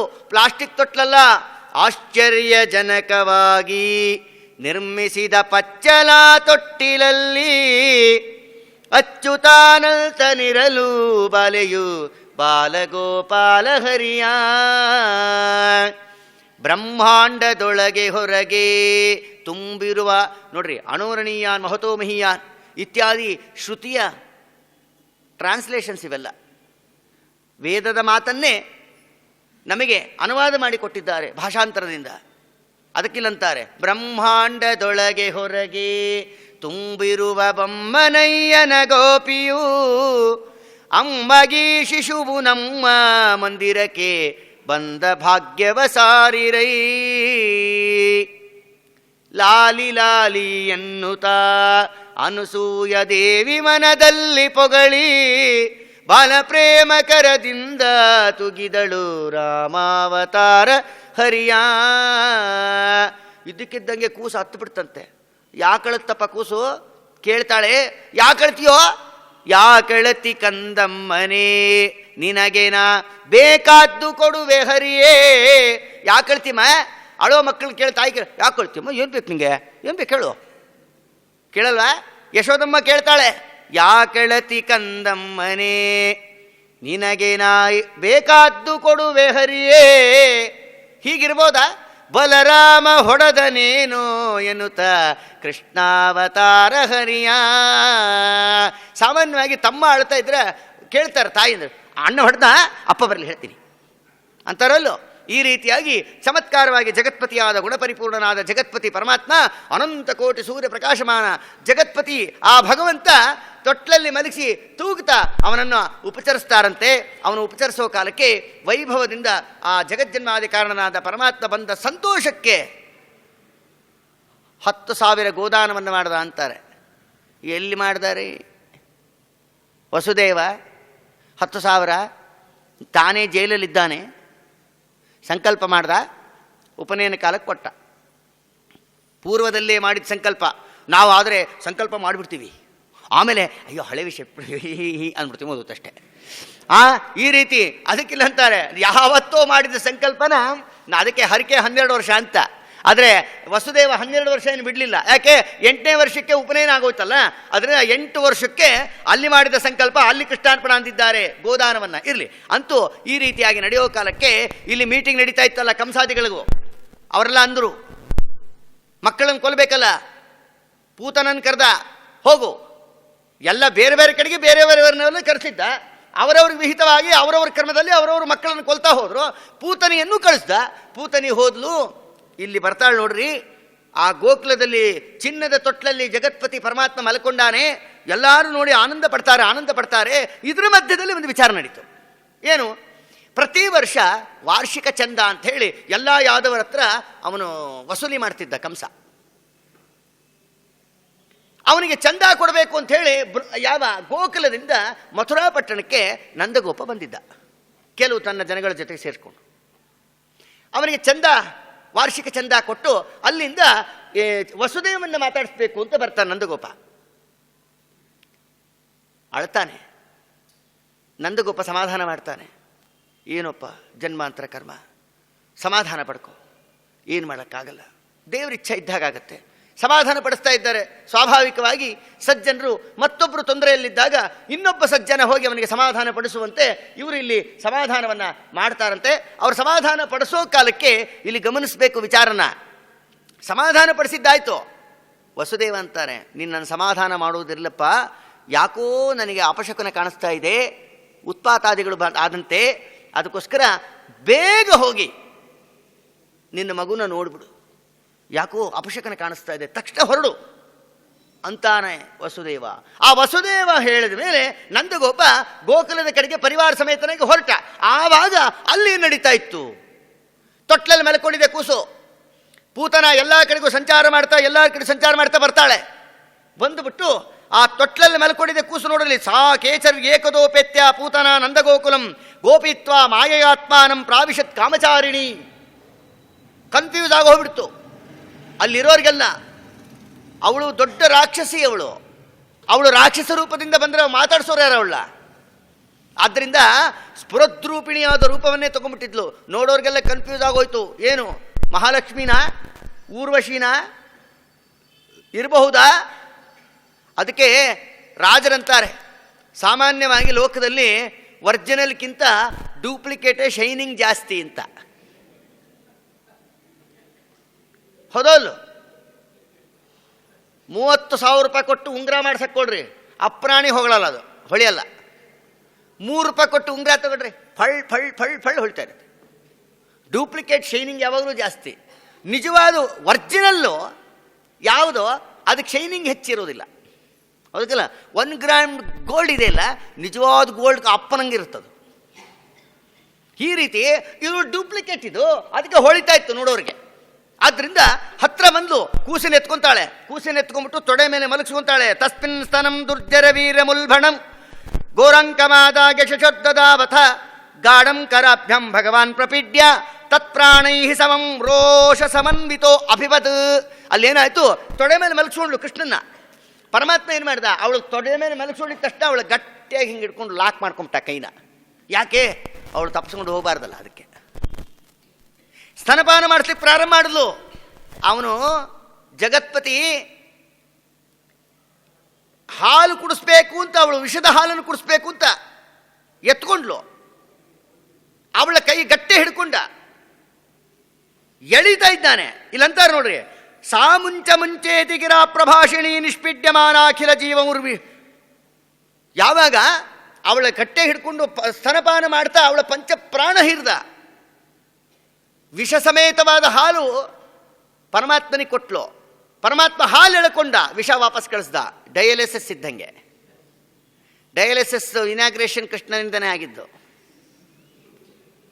ಪರಮಾತ್ಮ ಏನು ಮಾಡ್ದ, ವಿಷ ಸಮೇತ ವಿಷಮಿಶ್ರಿತವಾದ ಹಾಲನ್ನು ಎಳ್ದ, ವಿಷ ವಾಪಸ್ ಕಳಿಸ್ದ, ಹಾಲು ಮಾತ್ರ ತಾನು ತಗೊಂಡ, ವಾಪಸ್ ಕೊಟ್ಟ. ದೇವರಿಗೆ ನಾವೇನು ಕೊಡ್ತೀವೋ ಅದು ಅನಂತ ಆಗತ್ತೆ. ಅದಲ್ಲ, ಮನೆಯಲ್ಲಿ ಯಾವುದೋ ಒಂದು ಗೊತ್ತಿಲ್ಲದೇನೆ ಎಲ್ಲೋ ಮೂಲೆಯಲ್ಲಿ ಇಟ್ಬಿಟ್ಟಿರ್ತೀವಿ, ಒಂದು ಬಟ್ಲಲ್ಲಿ ತುಪ್ಪ ಇಟ್ಟೆಲ್ಲೋ 3-4 ತಿಂಗಳು ಆಗೋಗ್ಬಿಟ್ಟಿರುತ್ತೆ. ಯಾವಾಗೂ ನೋಡ್ಕೊತಾರೆ ಪಾಪ. ಅಯ್ಯೋ, ಒಂದು ಬಟ್ಲು ತುಪ್ಪ ಇತ್ತು ಇಲ್ಲಿ, ನೋಡ್ಕೊಂಡೇ ಇಲ್ಲ, ಮತ್ತೆ ಏನು ಮಾಡಬೇಕು? ಬಿಸಾಕ್ಬಿಲ್ಲ. ದೇವ್ರ ದೀಪ ಹಚ್ಬಿಡು. ಹಚ್ತೀಯ ದೇವ್ರ ದೀಪನ? ನೋಡ್ಕೋತೀನಿ ಬಾ ನಿನ್ನ ಅಂತಾರೆ ದೇವರಲ್ಲಿ. ನೀನು ತಿನ್ನಲಿಕ್ಕೆ ನಿನಗಿಷ್ಟ ಇಲ್ಲ ಅದು ಅನ್ನೋ ಮೇಲೆ ಅನಂತ ಕೋಟಿ ಪರಿಪೂರ್ಣನಾದ ಪರಮಾತ್ಮನಿಗೆ 3 ತಿಂಗಳ ಕೆಳಗೆ ಮುಗ್ಗಿಟ್ಟಿರೋ ತುಪ್ಪ ದೀಪ ಹಚ್ತೀಯ? ಹಚ್ಚು ನೋಡು, ಗೊತ್ತಾಗತ್ತೆ ಮುಂದೆ. ಅದಕ್ಕೋಸ್ಕರವಾಗಿ ಕೊಡೋದಿದ್ರೆ ಒಳ್ಳೇದು ಕೊಡಬೇಕು, ಮಾಡೋದಿದ್ರೆ ಒಳ್ಳೇದು ಮಾಡಬೇಕು. ಮಾಡ್ಲಿಕ್ಕಾಗಲಿಲ್ಲ, ಸ್ವಾಮಿ ನಾವು ಅಸಮರ್ಥರು, ನಿನ್ನ ದಯ ನಮಗೆ ಇರಲಿ ಅಂತ ಕೈ ಮುಗಿಬಿಟ್ರು ಸಾಕಷ್ಟೆ. ಹೌದಲ್ಲು? ಡಾಲ್ಡಾ ತಂದು ಪವಮಾನ ಹೋಮ ಮಾಡೋಕ್ಕಿಂತ 4 ಅಧ್ಯಾಯ 4 ಜನ ಬ್ರಾಹ್ಮಣರನ್ನು ಕರೆಸಿ ಪಾರಾಯಣ ಮಾಡಿ ದಕ್ಷಿಣೆ ಕೊಟ್ಬಿಟ್ರೆ ಉತ್ತಮ. ನಾನು ಹೋಮ ಮಾಡಿದೆ ಅನ್ಸ್ಕೊಳ್ಳೋಕ್ಕೋಸ್ಕರ ಡಾಲ್ಡದಿಂದ ನೀವು ಆ ಪವಮಾನ ಮಂತ್ರಗಳು ಆಹುತಿ ಹಾಕಿದರೆ ಅದು ಎಷ್ಟರ ಮಟ್ಟಿಗೆ ಪುಣ್ಯ ಬಂದಿತ್ತು ಯೋಚನೆ ಮಾಡಿರಿ. ಇರಲಿ, ಅಂತೂ ಇಲ್ಲೇನಾಯಿತು, ಆ ಸ್ತನವನ್ನು ಪಾನ ಮಾಡ್ತಾ ಆ ಹಾಲನ್ನು ತಗೊಂಡು ಅವಳ ವಿಷವನ್ನು ಅವಳಿಗೆ ವಾಪಸ್ ಕಳಿಸಿದ್ದಾನಂತೆ. ಅವಳು ಆತ ಕಿರ್ಚಿದ್ಲು, ಬಿಡು ಬಿಡು ಬಿಡು ಸಾಮುಂಚ ಮುಂಚೇತಿ, ಬಿಡು ಬಿಡು ಬಿಡು ಅಂದ್ಲು. 2 ಸೆಕೆಂಡ್ ಇರು ಬಿಟ್ಬಿಡ್ತೀನಿ ಅಂದ ದೇವರು. ಯಾಕೆ ಗೊತ್ತಾ, ಪರಮಾತ್ಮನಿಗೆ ಲಕ್ಷ್ಮೀದೇವಿಯನ್ನು ಹೇಗೆ ಬಿಟ್ಟಿರೋಕ್ಕಾಗಲ್ವೋ ಹಾಗೆ ತನ್ನ ಮಗನ್ನೂ ಬಿಟ್ಟಿರೋಕ್ಕಾಗಲ್ಲ ದೇವರಿಗೆ. ಪರಮಾತ್ಮನ ಮಗ ಯಾರು? ಪ್ರೀತ್ಯಾಸ್ಪದ ಮಗ ಪ್ರಾಣದೇವರಲ್ವಾ. ಅದಕ್ಕೆ ಪ್ರಾಣದೇವರು ತನಗಿಷ್ಟ ಇಲ್ಲದಿದ್ದವ್ರ ಹತ್ರ ಇರಲಿಕ್ಕೆ ದೇವರಿಗೆ ಇಷ್ಟ ಇರಲಿಲ್ಲ. ಅದಕ್ಕೆ ಅವನಿಗಿಷ್ಟ ಇಲ್ಲದೆ ಇದ್ದವ್ರ ಹತ್ರ ತನ್ನ ಮಗ ಇರಬಾರ್ದು ಅಂಥೇಳಿ ತನ್ನ ಮಗನ್ನ ಬಾಯಿಂದ ಮಗನ ಒಳಗೆ ಎಳೆದ್ಬಿಟ್ಟ. ಇದು ಚಮತ್ಕಾರ. ಅವಳು ಸತ್ಲು ಅಂತ ಬಿತ್ರಿ. ಏನು ದೇಹ ರೀ ಅದು? ತುಮಕೂರಲ್ಲಿ 1 ಕಾಲು, ಮೈಸೂರಲ್ಲಿ 1 ಕಾಲು, ಶರೀರದ ಒಂದು ಮಧ್ಯಭಾಗ ಬೆಂಗಳೂರು, ಒಂದು ಆಂಧ್ರ, ಒಂದು ತಮಿಳುನಾಡು ಕೈಗಳು, ಪರ್ವತಾಕಾರ ಬಿದ್ದಾಳೆ. ಅವಳ ದೇಹ ನೋಡಿ ಎದೆ ಹೊಡ್ಕೊಂಡ್ಬಿಡ್ಬೇಕೆಲ್ಲರೂ. ಇಷ್ಟು ನಡೀತಾ ಇತ್ತು. ನಂದಗೋಪ ಬಂದ. ಆವಾಗ ನಂದಗೋಪ ನೋಡ್ತಾನೆ, ಏನಿದು? ಆವಾಗ ನೆನೆಸ್ಕೊತಾನೆ, ಓ ವಸುದೇವ ಹೇಳಿದ ನಿಜ, ಸರ್ವಜ್ಞ ಅವನು, ಜ್ಞಾನಿ. ನನಗೆ ಯಾಕೋ ಅಪಶಕನ ಕಾಣಿಸ್ತಾ ಇದೆ, ಆದಷ್ಟು ಬೇಗ ಹೋಗಿ ಆ ಕೂಸಿನ ಸಂರಕ್ಷಣೆಯನ್ನು ನೋಡೋದ್ರ ಕಡೆ ಗಮನ ಕೊಡುವಂತ ಹೇಳಿ ಕಳಿಸಿದ್ದಾನೆ. ನಿಜ, ಅಷ್ಟೊತ್ತಿಗೆ ನಾನು ಬರೋದ್ರೊಳಗೆ ಇಲ್ಲಿ ಅನಾಹುತ ನಡೆದು ಹೋಗಿದೆ ಅಂತ ಅಂದುಕೊಂಡ ನಂದಗೋಪ. ಅಷ್ಟೊತ್ತಿಗೆ ಏನಾಯಿತು, ಅವಳ ದೇಹ ಬಿತ್ತಲ್ಲ, ಆ ದೇಹದ ಮೇಲೆ ಬಿದ್ದಿದೆ. ಅದು ಅಂಥ ವಿಸ್ತಾರವಾದ ದೇಹದ ಮೇಲೆ ಆ ಹಾಲು ಕುಡಿದು ಮುಖ ಎಲ್ಲ ಕಪ್ಪು ಕೃಷ್ಣ, ಹಾಲು ಎಲ್ಲ ಹತ್ತುಬಿಟ್ಟಿದೆ. ಆ ಕೂಸಿನ ಎತ್ಕೊಂಡ್ರಂತೆ. ಇಲ್ಲಿ ಅಂತಾರೆ ನೋಡ್ರಿ, ಯಶೋದಾರೋಹಿಣೀಭ್ಯಾಂ ತಾಹ ಸಮಂ ಬಾಲಸ್ಯ ಸರ್ವಶಃ ರಕ್ಷಾಮಿದಧಿರೆ ಸಮ್ಯಕ್ಕು ಪುಚ್ಚ ಭ್ರಮಣಾದಿಭಿಃ. ಗೋಧೂಳನ್ನು ಹಾಕ್ಸಿದ್ರು, ಪವಮಾನ ಹೋಮ ಮಾಡಿದ್ರು, ರಕ್ಷಾ ಹಚ್ಚಿದ್ರು ನಮ್ಮ ಸ್ವಾಮಿಗೆ. ಪವಮಾನಂಗಪ್ಪಾತ, ಇದನ್ನು ಗಮನಿಸ್ಬೇಕಿಲ್ಲಿ. ಅದಾದ ಮೇಲೆ ಗೋಮೂತ್ರೇಣ ಸ್ಥಾಪಯಿತ್ವ ಪುನರ್ಗೋಜರ ಗೋರಜಸಾರ್ಧಕಂ, ಗೋವಿನ ಧೂಳನ್ನು ಆ ಕೂಸಿಗೆ. ಗೋಧೂಳು ನಮಗೆ ಬಡೀತು ಅಂದರೆ ಭೂತಚೇಷ್ಟೆಗಳು ಯಾರು ನಮ್ಮ ಮೇಲೆ ಪ್ರಯೋಗ ಮಾಡಿದ್ರೆ ಅದು ರಿವರ್ಸ್ ಆಗಿ ಅವ್ರಿಗೆ ವಾಪಸ್ ಹೋಗುತ್ತೆ. ಅಷ್ಟು ಶ್ರೇಷ್ಠ ಗೋಧೂಳಿ. ಅಂಥ ಒಂದು ಸರ್ವಶ್ರೇಷ್ಠವಾದ ಉಪಚಾರವನ್ನು ಪರಮಾತ್ಮನಿಗೆ ಮಾಡ್ತಾ ಇದ್ರು. ಅಷ್ಟೊತ್ತಿಗೆ ಕಂಸನಿಗೆ ಮೆಸೇಜ್ ಬಂತು, ಸ್ವಾಮಿ ತಾವು ಕಳಿಸಿದ್ರಲ್ಲ ಅತಿಥಿ, ಅಕಾರ ತೆಗೆದು ಬಿಡ್ರಿ, ತಿಥಿ ಆಗೋಗಿದೆ ಆಗಲೇ ಅಂತಂದು. ಅಂಥ ದೊಡ್ಡ ದೇಹ ಏನು ಮಾಡಬೇಕು? ನಂದಗೋಪಾದಿಗಳೆಲ್ಲ ಆ ದೇಹವನ್ನು ತುಂಡು ತುಂಡು ತುಂಡು ತುಂಡು ತುಂಡು ತುಂಡು ತುಂಡು ಮಾಡಿಸಿ ಅದನ್ನು ದಹನ ಮಾಡಿಸುತ್ತಾರಂತೆ. ದಕ್ಯಮಾನಸ್ಯ ದೇಹಸ್ಯ ಧೂಮಶ್ಚ ಗುರುಸೌರಭ ಉತ್ಥಿತ. ಏನಾಯಿತು? ಗಂಧದ ವಾಸನೆ ಬಂತಂತೆ ಅವಳ ದೇಹ ಸುಟ್ಟರೆ. ಅದಕ್ಕಿಲ್ಲಂತಾರೆ, ಅವಳಿಗೆ ಪೂತನ, ಲೋಕಪಾಲಗ್ನಿ, ರಾಕ್ಷಸಿ, ರುಧಿರಾಶನ, ರಕ್ತ ಮಾಂಸವನ್ನೇ ಆಹಾರವಾಗಿ ಉಳ್ಳವಳು, ತಮೋಯೋಗ್ಯಳು, ಪರಮ ನೀಚಳು, ದುಷ್ಟಳು. ಅಂಥವಳ ದೇಹವನ್ನು ದಹನ ಮಾಡಿದ್ರೆ ಅವಳ ದೇಹ ಸುಗಂಧ ಭರಿತವಾಯಿತು ಸುಟ್ಟೋ ಕಾಲಕ್ಕೆ.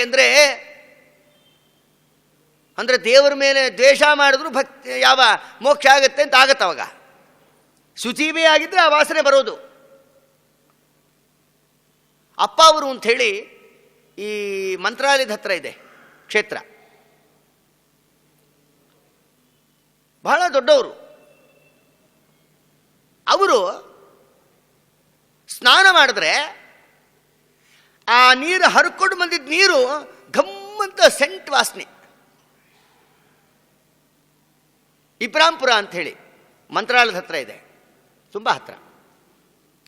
ಅವ್ರು ಸ್ನಾನ ಮಾಡಿದ್ರೆ ಆ ಹರ್ಕೊಂಬಂದ ನೀರು ಸೆಂಟ್ ವಾಸನೆ ಬರ್ತಿತ್ತಂತೆ, ಘಮ್ಮಂತ. ಎಂಥ ತಪಶಕ್ತಿ, ಎಂಥ ಸಿದ್ಧಿ ಅದು! ದೇವತೆಗಳವರಲ್ಲ. ಈ ಶಕ್ತಿ ನಿಮಗೆ ಎಲ್ಲಿಂದ ಬಂತು ಅಂದರೆ ಮಂತ್ರಾಲಯ ಪ್ರಭುಗಳ ಪರಿಮಳ ಗ್ರಂಥ ಪಾರಾಯಣದಿಂದ ಬಂತು ಅಂತಾರೆ. ಶ್ರೀಮನ್ಯಾಯಸುಧಕ್ಕೆ ವ್ಯಾಖ್ಯಾನ ರೂಪವಾದ ಪರಿಮಳ ಗ್ರಂಥ ಪಾರಾಯಣ ಮಾಡಿದ ಮಹಾನುಭಾವರಿಗೆ ಬಂದ ಆ ತೇಜಸ್ಸು, ಆ ಪರಿಮಳ ಗ್ರಂಥ ನಿರ್ಮಾಣ ಮಾಡಿದ ಮಂತ್ರಾಲಯ ಪ್ರಭುಗಳ ತೇಜಸ್ಸು ಹೇಳೋ ಯೋಗ್ಯತೆ ನಮಗಿದೆಯಾ? ಅಂಥ ಮಹಾನುಭಾವರು. ಅಂತೂ ಪ್ರಕೃತ ಯಾಕೆ ಹೇಳಕ್ ಹೊರಟ್ವಿ? ಪೂತನಾ ದೇಹ ಸುಟ್ಟಾಗ ಸುಗಂಧ ಬಂತು. ಅದಕ್ಕಿಲ್ಲ ಅಂತಾರೆ, ಊರ್ವಶಿ ಇದ್ದಾಳೆ, ತುಂಬುರು ಗಂಧರ್ವನ ಸಂಪರ್ಕ ಮಾಡಿದ ಕಾರಣ ಕುಬೇರನಿಂದ ಶಾಪಗ್ರಸ್ತಳಾಗಿ ಈ ಪೂತನಾ ಶರೀರದಲ್ಲಿ ಬಂದು ಕೂತಿದ್ದಾಳೆ ಊರ್ವಶಿ ಒಬ್ಬಳು. ಇನ್ನೊಂದು ಪುರಾಣಾಂತರದಲ್ಲಿ ತಿಳಿಸ್ತಾರೆ ವೇದವ್ಯಾಸದೇವರು, ಅವಳಲ್ಲಿ ಇನ್ನೊಬ್ಬಳಿದ್ಲು ಅಂತ. ಯಾವಾಗ ಗೊತ್ತಾ? ನರ್ಮದಾ ನದಿ ತೀರದಲ್ಲಿ ಬಲಿಚಕ್ರವರ್ತಿ 100ನೇ ಅಶ್ವಮೇಧ ಯಾಗವನ್ನು ಮಾಡಬೇಕು ಅಂತ ಕೃತಯುಗದಲ್ಲಿ ನಡೀತಾ ಇದ್ದಾಗ ವಟುವಾಮನನಾಗಿ ಜಗತ್ಪತಿ ಪರಮಾತ್ಮ ಬರ್ತಾ ಇದ್ರೆ 5 ವರ್ಷದ ಕೂಸದು, ಮುದ್ಗಾರ ಕೂಸು ವಾಮನಾವತಾರದಲ್ಲಿ. ಅಲ್ಲಿ ಗುಂಪಿನಲ್ಲಿ ಬಲಿಚಕ್ರವರ್ತಿ ಮಗಳು ಇದ್ಲಂತೆ. ಅವಳ ಪರಮಾತ್ಮನ 5 ವರ್ಷದ ಕೂಸು ಅಪಾರ ಸೌಂದರ್ಯ, ಆ ಮುದ್ದಾಗಿರೋದನ್ನು ನೋಡಿ ಮನಸ್ದಾಗ ಅನ್ಕೊಂಡ್ಲಂತೆ. ಏನಂತ? ಎದೆ ಹಾಲು ಕೊಟ್ಟರೆ ಇಂಥ ಕೂಸಿಗೆ ಕೊಡ್ಬೇಕು ನೋಡು ಅಂತ. ಈ ಕೂಸಿಗೂ ನಾ ಎದೆ ಹಾಲು ಕೊಡಬೇಕಲ್ಲ ಅಂತ ಮನಸ್ಸಲ್ಲಿ ಅನ್ಕೊಂಡ್ಲು. ಅವರವರ ಯೋಗ್ಯತೆಗಳರಿತು ಪ್ರೇರಕನಾಗಿ, ಅವರವರ ಯೋಗ್ಯತೆಗಳರಿತು ಪ್ರೇರಕನಾಗಿ, ಅವರಲ್ಲಿ ನಿಲ್ತು ನುಡಿಸಿ ನಡೆಸಿ ಅವರ ನುಡಿಗಳಿಗಿಗ್ಗಿ, ಅವರಿಗೊಲಿವ ನಮ್ಮ ಪುರಂದರ ವಿಠಲ. ನಿನ್ನ ದಯವೋ ನಿನ್ನವರ ಸಾಧನೆಯೋ, ನೀ ದಯಾಪರನೋ ನಿನ್ನವರ ಸಾಧನೆಯೋ. ಅವರವರ ಯೋಗ್ಯತಾನುಸಾರವಾಗಿ ಅವರಿಗೆ ಪ್ರೇರಣೆ ಮಾಡಿ ಅವರಲ್ಲಿ ತಗೊಳ್ಬೇಕಾದ ಸೇವೆಯನ್ನು ಅವರ ಮೂಲಕ ತಗೊಂಡು ಅವರಿಗೆ ಕೊಡಬೇಕಾದ ಫಲವನ್ನು ಕೊಡ್ತಕ್ಕ ಏಕೈಕ ದೇವತಾ ಅಂದರೆ ನಮ್ಮ ಜಗತ್ಪತಿ ಪುರಂದರ ವಿಠಲ ಒಬ್ಬನೇ. ಅದಕ್ಕೆ ಪರಮಾತ್ಮನಿಗೆ ಗೊತ್ತಿತ್ತು ಅದು ಕೃತಯುಗದಲ್ಲೇ ನಡೆದಿದ್ದು.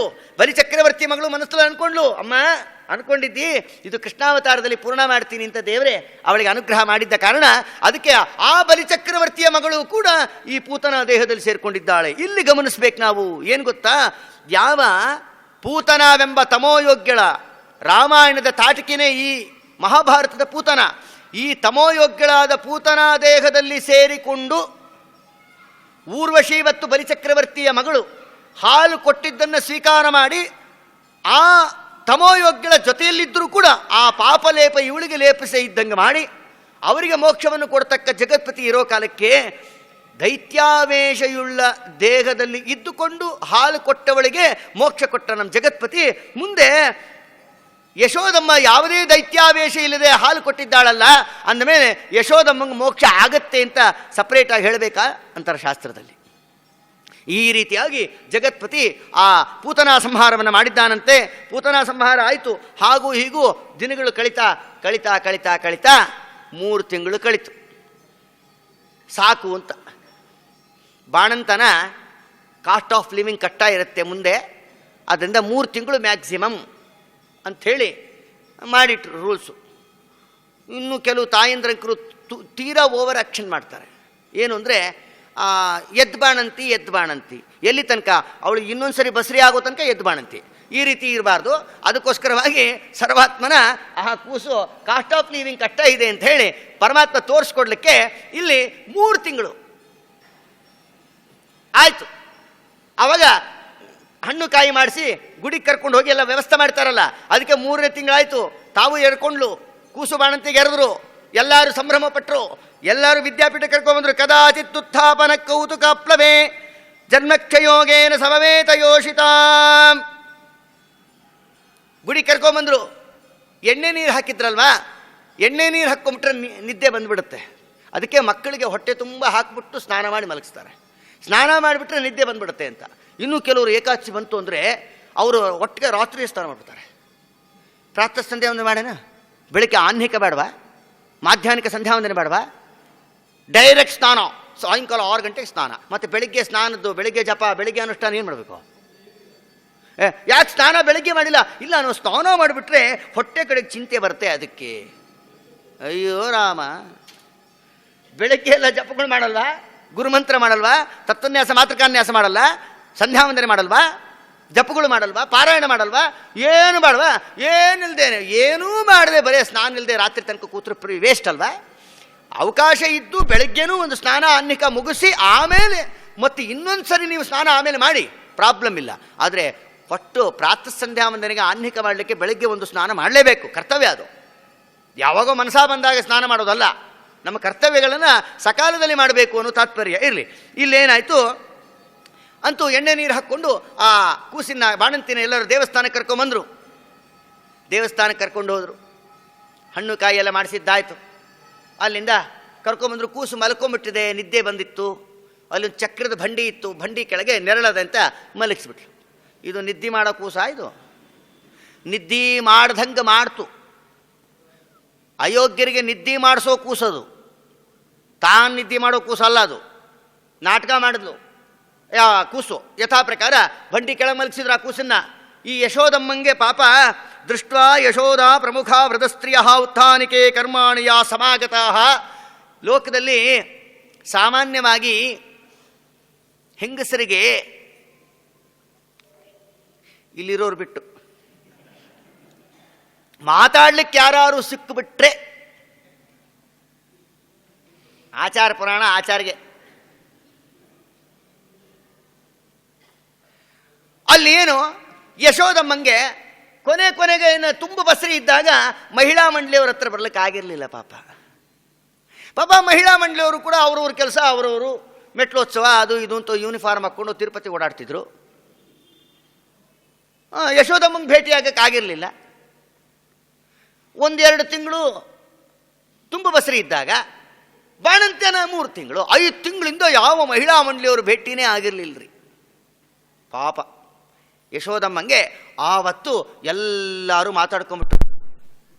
ಏನಂತ ನೋಡು, ಇವತ್ತು ಯಶೋದಮ್ಮ ಕೂಸಿನ ಕರ್ಕೊಂಡು ಗುಡಿಗೆ ಬರ್ತಾಳಂತೆ, ಅದಕ್ಕೆ ನಾವೆಲ್ಲ ಬೇಗ ಕುಕ್ಕರ್ ಇಟ್ಬಿಟ್ಟು ಹೊಟ್ಟೋಗ್ಬಿಡೋಣ, ಕುಕ್ಕರ್ ಕೂಗೋದ್ರಾಗೆ ಮಾತಾಡ್ಸ್ಕೊಂಬಂದ್ಬಿಡೋಣ ಅಂತ ಹೇಳಿ ಎಲ್ಲರೂ ಮಾತಾಡಿಸ್ಕೊಂಡು ಎಲ್ಲ ಅಲ್ಲಿ 1000 ಜನ ಸ್ತ್ರೀಯರು ಬಂದಿದ್ದಾರಂತೆ. ಆ ಮಹಾತಾಯಿ ಇಲ್ಲಿ ಅಂತ ನೋಡ್ರಿ, ಔತ್ಥಾನಿಕೆ ದೃಷ್ಟ್ವಾ ಯಶೋಧ ಪ್ರಮುಖ ಬ್ರಜಸ್ತ್ರೀಯ. ಎಲ್ಲೋ ಬೇರೆಯವರೆಲ್ಲ ಹೆಂಗಸರೆಲ್ಲ ಬಂದಿದ್ದು ನೋಡಿದ್ಲು. ಕೂಸು ಹೆಂಗಿದ್ರು ಮಲ್ಕೊಂಡದಂತೇಳಿ ಮಾತಾಡ್ತಾ ನಿಂತುಬಿಟ್ರು. ನಡೆ, ಹೆಂಗಸರು ಮಾತಿಗೆ ನಿಂತುಬಿಟ್ರು ಅಂದರೆ ಏನು ಹೇಳಬೇಕಾದ್ದಿಲ್ಲ ಅಂತ ಕಾಣುತ್ತೆ. ಈ ರೀತಿಯಾಗಿ ಅಂತೂ ಯಥಾ ಪ್ರಕಾರ ಅವರು ಮಾತಾಡುವ ಕಾಲಕ್ಕೆ ಇದೇ ಸಮಯ ಅಂತ ಕಂಸನಿಂದ ಪ್ರೇರಿತನಾದ ಶಕಟಾಸುರವೆಂಬ ರಾಕ್ಷಸ ಬಂದ. ಆ ಚಕ್ರದಲ್ಲಿ ಸೇರಿಕೊಂಡು ಅವನನ್ನು ನಾಶ ಮಾಡಬೇಕು ಅಂತ ಬಂದಿದ್ದಾನಂತೆ. ಪರಮಾತ್ಮ ಅಂದ, ನಿತ್ಯ ವಾದರಾಸ್ವಾಮಿಗಳಂತಾರೆ ಚಮತ್ಕಾರವಾಗಿ, ನಿತ್ಯ ಸುದರ್ಶನಧಾರಿ ನಿತ್ಯ ಚಕ್ರಪಾಣಿಯಾದಂಥ ಜಗತ್ಪತಿಯನ್ನು ಸಂಹಾರ ಮಾಡಲಿಕ್ಕೆ ಚಕ್ರದ ರೂಪದಲ್ಲಿ ಬಂದಿದ್ದಾನೆ. ಮೂರ್ಖ ಶಿಖಾಮಣಿ ನೋಡ್ರಿ, ಶಕಟಾಸುರ ಅನಾಯಾಸವಾಗಿ ಪರಮಾತ್ಮ ಏನು ಮಾಡ್ದ, ನಿಧಾನಕ್ಕೆ ತನ್ನ ಪಾದದಿಂದ ಆ ಚಕ್ರ ಆ ಬಂಡಿಯನ್ನು ಹಿಂಗಂದ, ಹೋಯ್ತು ರಾಕೆಟ್ ಮೇಲೆ ರಂಗ್ ಅಂತ ಹೋಯ್ತು. ಗರ ಗರ ಗರ ಗರ ಗರ ಗರ ಗರ ಗರ ಗರ ತಿರುಗಿ ಅಪ್ಪಳಿಸಿಬಿತ್ತು ನೆಲಕ್ಕೆ. ಬಿದ್ದ ನೋಡ್ರಿ, ಪೀಸ್ ರಾಮನವಮಿ ಕೋಸಂಬರಿ ಅವನ ದೇಹ. ಈ ರೀತಿ ಶಕಟಾಸುರ ಸತ್ತ. ಇಲ್ಲಿ ನೋಡಿದ್ರು, ಏನು ಸಂಬಂಧ, ಏನು ಶಬ್ದ, ಏನಾಯ್ತು ಮಹಾಸಮಾರಾಧನೆ ಆಯ್ತು ಅಷ್ಟ ಒಂದು. ಈ ರೀತಿಯಾಗಿ ಇಲ್ಲಂತಾರೆ ಯಶೋಧ ಎದೆ ಹುಡ್ಕೊಂಡ್ಬಿಟ್ರೆ ಎಲ್ಲರೂ ಏನಾಯ್ತು ಅಂತ ಓಡಿ ಬಂದು ಆ ಕೂಸಿನ ಎತ್ಕೊಂತಾರೆ. ನಿತ್ಯ ನಿರ್ಮಲನಿಗೆ ನೀರ ನೆರೆದು ತಂದೆತ್ತಿ ತೊಡೆಯೊಳಿಟ್ಟು ಮೊಲೆ ಊಡಿ ಆ ಜಗತ್ಪತಿಯನ್ನು ಕರ್ಕೊಂಡು ಹೋದ್ರು. ಮತ್ತೆ ಅವಾಗ ಒಬ್ಬ ಆಚಾರ್ಯನ ಕಾಂಟ್ರಾಕ್ಟ್ ತೊಗೊಂಡ್ಬಿಟ್ಟಿದ್ರು ಪಾಪ ಅವರು. ಇಂಥವೆಲ್ಲ ನೋಡ್ರಿ, ಆವಾಗ ಪೂತನ ದೇಹ ಶವಸ್ಪರ್ಶರಿ, ಎಳೆ ಕೂಸದು ಮಹಾಮೈಲಿಗೆ ಅಲ್ವಾ, ಅದು ತಮೋಯೋಗ್ಯಳ ದೇಹ ಬೇರೆ. ಭಾಗವತೋತ್ತಮರ ದೇಹ ಮೈಲಿಗೆನೇ ಅಲ್ಲ ಅಂತ ಹೇಳಿದ್ದಾರೆ ಮಹಾಭಾರತದಲ್ಲಿ. ಅವಧೂತರ ದೇಹ, ಭಾಗವತೋತ್ತಮರ ದೇಹ ಮೈಲಿಗೆ ಅಲ್ಲ. ಇನ್ನು ಜಪ ತಪ ಅನುಷ್ಠಾನ ಸದಾಚಾರ ಏನು ಇಲ್ದಿದ್ದವರು ಅವ್ರು ಬದುಕಿದ್ರು ಮೈಲಿಗೆ ಅಂತ ಇಟ್ಕೊಳ್ರಿ ಇರಲಿ. ಈ ರೀತಿಯಾಗಿ ಅಂತೂ ಇಲ್ಲಿ ಏನಾಯಿತು, ಯಥಾ ಪ್ರಕಾರವಾಗಿ ಆ ಶವಸ್ಪರ್ಶ ಆಯ್ತಲ್ಲ. ಆಚಾರ್ಯ ಕರ್ಕೊಂಬಂದರು, ಆಚಾರ್ಯ ನಮ್ದು ಔಟ್ ಹೌಸ್ ಖಾಲಿ ಇದೆ, ಅಲ್ಲೇ ಇದ್ಬಿಡಿ, ನಿಮಗೇನು ಕೆಲಸ ಇಲ್ಲ, ಬೆಳಗ್ಗೆ ಹೇಳೋದು, ಸ್ನಾನ ಮಾಡೋದು, ಪುಣ್ಯವಾಚನ ಮಾಡೋದು, ದೇವ್ರ ಪೂಜೆ ಮಾಡೋದು, ಇಷ್ಟೇ ಕೆಲಸ. ಪುಣ್ಯವಾಚನ ಯಾಕೆ ದಿನ ಇಂಥ ಕೆಲಸ ಮಾಡ್ತಾ ಇರ್ತಾನೆ, ಮೈಲಿಗೆ ಆಗುತ್ತೆ. ಮತ್ತು ಯಥಾ ಪ್ರಕಾರ ಯಾವ ಮೈಲಿಗೆ ರೀ ನಮ್ಮ ಸ್ವಾಮಿಗೆ, ನಮ್ಮ ಸ್ವಾಮಿ ಎಲ್ಲಿದ್ದಾನೋ ಅಲ್ಲಿ ಮೈಲಿಗೆ ಅನ್ನೋ ಪ್ರಶ್ನೆನೇ ಇಲ್ಲ, ಚಮತ್ಕಾರ ಅಷ್ಟೇ. ಈ ರೀತಿಯಾಗಿ ಅದಕ್ಕೆ ಕೃತ್ವಾಹ ಪುಣ್ಯಾಹ ಕರ್ಮಾಣಿ ಅಂತಾರೆ. ಮತ್ತೆ ಪುಣ್ಯವಚನೆ ಮಾಡಿಸಿದ್ರು, ಶುದ್ಧಿ ಆಗಲಿ, ಮನೆಯೆಲ್ಲ ಪ್ರೋಕ್ಷಣೆ ಮಾಡಿದ್ರು, ದೇವರಿಗೆ ಪ್ರೋಕ್ಷಣೆ ಮಾಡಿದ್ರು, ಪವಮಾನೋಮುದ್ರಕ್ಷ ಹಾಚಿದ್ರು. ಮತ್ತೆ ಈ ರೀತಿಯಾಗಿ ಅಂತೂ ವೈಭವದಿಂದ ನಡೀತು. ಅಂತೂ ಶಕಟಾಸುರ ಸತ್ತ. ಕಂಸನಿಗೆ ಮೆಸೇಜ್ ಮತ್ತೆ ಯಥಾ ಪ್ರಕಾರ ಹೋಯಿತು, ಶಕಟಾಸುರ ಸತ್ತಿದ್ದಾನೆ ಅಂತ. ಅದಾದ ಮೇಲೆ ಸ್ವಲ್ಪ ದಿವಸ ಮುಂದೆ ಹೋಯ್ತು. ಏಕದಾರೋಹಮಾರೂಢಂ ಲಾಲಯಂತಿ ಸುತಂ ಸತಿ ಗರಿಮಾಣಂ ಶಿಶೌರ್ವೋಢಂ ನಸೇಹೇ ಗಿರಿಕೂಟವತ್. ಪರಮಾತ್ಮನನ್ನು ತೊಡೆ ಮೇಲೆ ಮಲಗಿಸ್ಕೊಂಡು ಹಾಲು ಕುಡಿಸ್ಬೇಕು ಅಂದ್ಕೊಂಡ್ಲು. ಕೃಷ್ಣ ಪರಮಾತ್ಮ ವಿಪರೀತ ಭಾರ ಆಗಿಬಿಟ್ಟ ಇದ್ದಕ್ಕಿದ್ದ ಹಾಗೆ. ಅಬ್ಬಬ್ಬಬ್ಬಬ್ಬ ಯಾಕಿಷ್ಟು ಭಾರ ಅಂಥೇಳಿ ಚಕ್ಕಂತ ಕೆಳಗಿಳಿಸ್ಬಿಟ್ಲು ದೇವ್ರನ್ನ. ಅಲ್ಲಂತಾರೆ ಚಕ್ರವಾತ ಸ್ವರೂಪೇಣ ಜಹಾರಾಸೀನ ಮದ್ಭಕಂ ಗೋಕುಲಂ ಸರ್ವಮಾವೃಣ್ಣನ್ ಅಮುಷ್ಟನ್ ಚಕ್ಷೂಂಷಿ ರೇಣುಭಿ ಭೂಮಂ ನಿದಾಯತಂ ಗೋಪಿ ವಿಸ್ಮಿತ ಭಾರಪೀಡಿತ ಮಹಾಪುರುಷವಾದದ್ದು ಜಗಾಮಾಶುತ ಕರ್ಮಸು. ಏನಿದು, ಎಂದೂ ಇಷ್ಟು ಭಾರ ಇರಲಿಲ್ಲ ನನ್ನ ಮಗ ಅಂಥೇಳಿ ಅನ್ನೋ ಕಾಲಕ್ಕೆ ಅಲ್ಲಿ ಬಂದಾನೆ ತೃಣಾವರ್ತ ಶಾಂತರಯ. ಯಾವ ತೃಣಾವರ್ತ ರಾಕ್ಷಸ ಆ ತೃಣದ ರೂಪದಲ್ಲೇ ಬಂದಾನೆ, ಬಿರುಗಾಳಿ. ಅದಕ್ಕೆ ಚಕ್ರವಾತ ಸ್ವರೂಪೇಣ. ಈ ಸುಂಟ್ರ ಗಾಳಿ ಅಂತಾರೆ, ಈ ಧೂಳು ಸುತ್ಕೊಂಡು ಸುತ್ಕೊಂಡು ಸುತ್ಕೊಂಡು ಗಾಳಿ ಬರ್ತಾ ಇರ್ತಾರ ಮಣ್ಣಿನ ಸಮೇತವಾಗಿ. ಆ ಚಕ್ರವಾತ ಆ ರೂಪದಲ್ಲಿ ಬಂದು ಕೃಷ್ಣ ಪರಮಾತ್ಮನ ಎತ್ಕೊಂಡು ಹೋದ ಫ್ರಾಕ್ಷನ್ ಆಫ್ ಸೆಕೆಂಡಲ್ಲಿ. ಅದಕ್ಕಂತ ರಾಜರು ಅವನೇನು ಹೋಗೋದು, ನಮ್ಮ ಸ್ವಾಮಿ ಹೋದ ಅಷ್ಟೇ ಅಲ್ಲಿಗೆ. ಎಷ್ಟೋ ಮೇಲೆ ಹೋದರು, ಅಲ್ಲಿ ಮೇಲೆ ಹೋಗೋ ತನಕ ಸುಮ್ಮನಿದ್ದು ಅಲ್ಲಿ ಮೇಲೆ ಹೋದ್ಮೇಲೆ ಪರಮಾತ್ಮ ಅವನು ಹಿಡ್ಕೊಂಡು ಗರ್ರ ಗರ್ರ ಗರ್ರ ಗರ್ರ ಗರ್ರ ಗರ್ರ ತಿರ್ಸಿ ಅಪ್ಪಳಿಸ್ಬಿಟ್ಟ. ಅವನು ಅಷ್ಟು ಸಾವಿರಾರು ಮೈಲಿ ಮೇಲೆ ಹೋಗಿ ಅಪ್ಪಳಿಸಿ ಕೆಳಗೆ ಬಿಸಾಕಿದರೆ ದೊಡ್ಡ ಕಲ್ಲು ಬಂಡೆ ಮೇಲೆ ಬಿದ್ದ ರಿವರ್ಸ್ ಆಗಿ ಪೀಸ್ ಪೀಸ್ ದೇಹ ಸತ್ತೇ ಹೋದ ತೃಣಾವರ್ತ. ಅದಕ್ಕೆ ಪರಮಾತ್ಮ ಸಾಯಿಸಬೇಕು ಅಂತಿದ್ದಿದ್ರೆ ಅಲ್ಲೇ ಹಿಡ್ಕೊಂಡು ಹಿಂಗೆ ಹೊಡೆದು ಬಿಡ್ಬೋದಿತ್ತಲ್ಲ, ಅಷ್ಟು ಮೇಲೆ ಕರ್ಕೊಂಡು ಹೋಗ್ಬೇಕಾಗಿತ್ತು. ವಾದರಾಜ ಸ್ವಾಮಿಗಳಂತಾರೆ ಚಮತ್ಕಾರವಾಗಿ, ಈಗ ಇಲ್ಲಿಂದ ಒಂಚೂರು ಕಾಲು ಜಾರಿ ಬಿತ್ತುಬಿಟ್ರೆ ಎಲ್ಲೋ ಒಂಚೂರು ಏಟಾದಂಗೆ ಆಗುತ್ತೆ, ಹಿಂಗೆ ಅನ್ಕೊಂಬಿಟ್ರೆ ಸರಿ ಹೋಗ್ಬಿಡುತ್ತೆ.